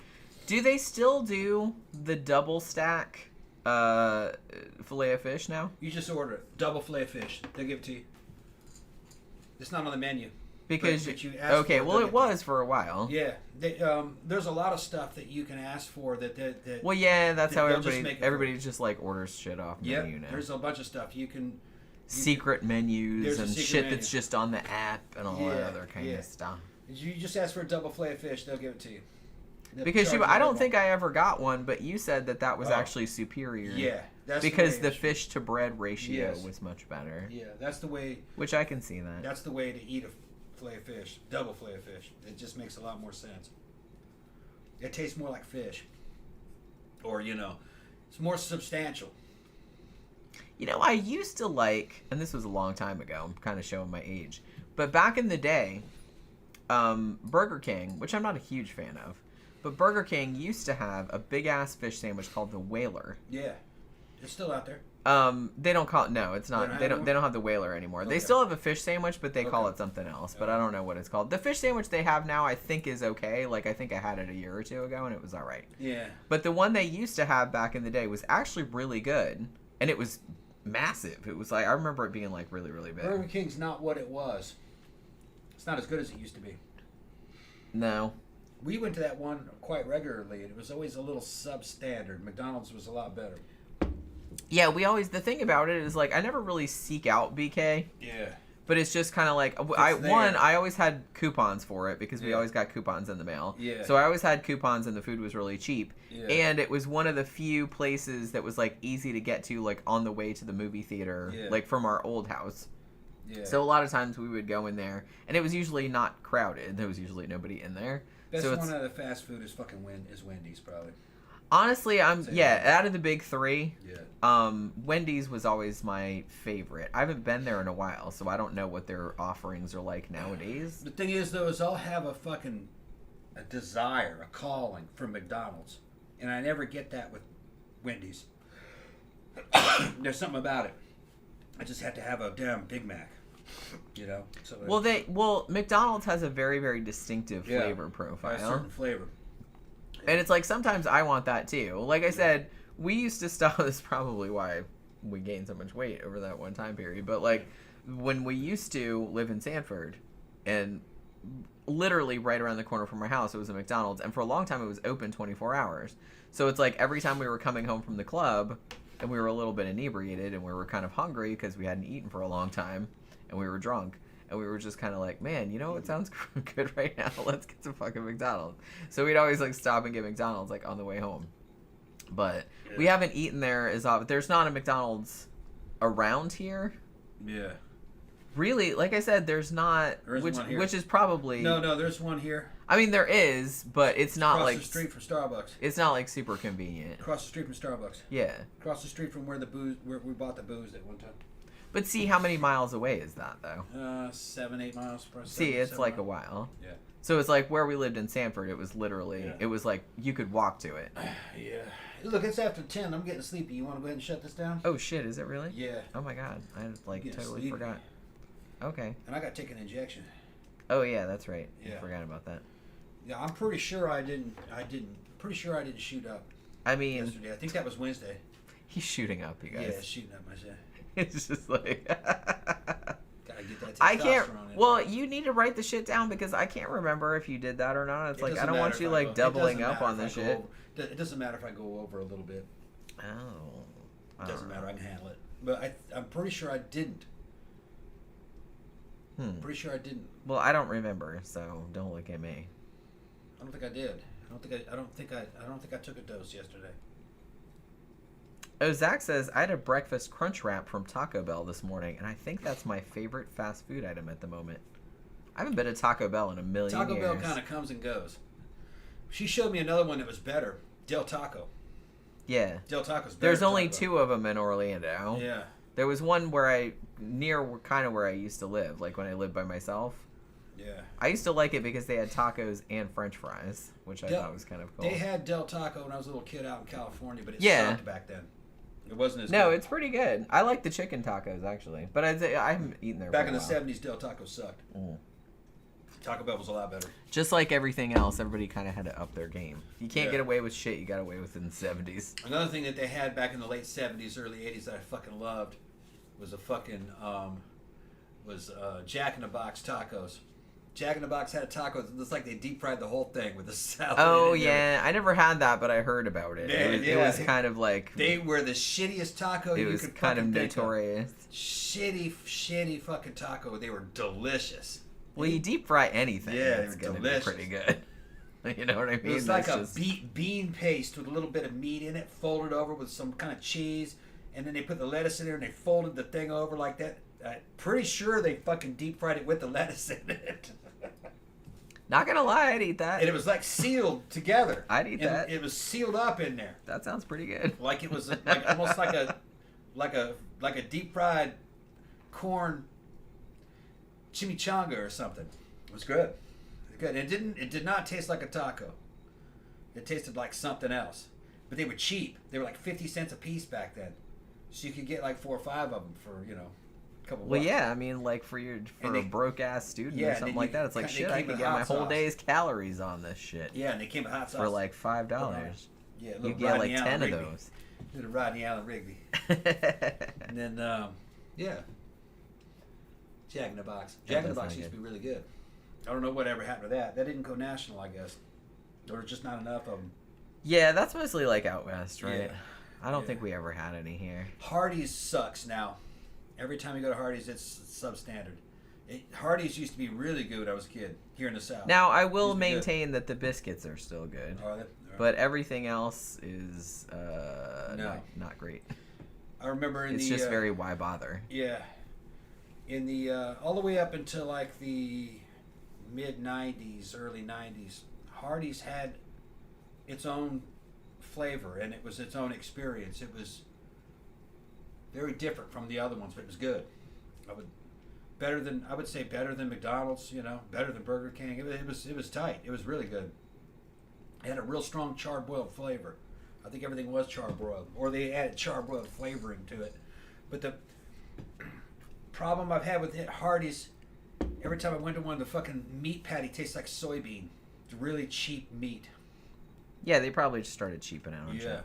Well, and that might be because they're not getting, they're not bringing in the same money that they used to. Yeah. So it's like they're, it just, it's a downward spiral. You see with a lot of restaurants. It's like, well, we're not getting all the people coming in here. We don't have as much money, so we're going to cheap out on the ingredients. And that makes less and less people come in, so you just start spiraling. Yeah, they're in 7-Elevens. Yeah. We got a super chat Yeah, all right. from Cal. Thank you very much. What'd he say? And look, it's at nothing, but it says celebrate the first super chat from Cal Calhoun. Thank you very much, Cal. Thank you very much. Oh, I that's know the who first. that is. That's the first time I've ever seen that little thing come up. Yeah, that's my little Hoppa boy. Calhoun. I think that's who that is. That's a new account name. Oh, okay. Yeah. He says, "Gotta bounce. You guys always make my day." Oh, that's thank so you. nice of you. Thank you. I mean, we have a good time talking to you guys. Like I said, the Friday night show is my favorite one. Yeah. I always look forward to it. But yeah, it is kind of. I didn't realize it was Yeah, that it's late. getting late. I didn't realize it was that late. Yeah. All right, so we're gonna knock off for the day. Yeah. We will be back on Monday evening talking about a movie. We don't know what movie yet because we haven't even thought of which one we're gonna watch. So it'll be just as much of a surprise to us as it is to you, probably. Not quite, but you know what I mean. But so yeah, so hopefully you guys can come by and join us when we talk about whatever movie that's gonna be. And have a good weekend, everybody. And we will see you guys on Monday. Good night.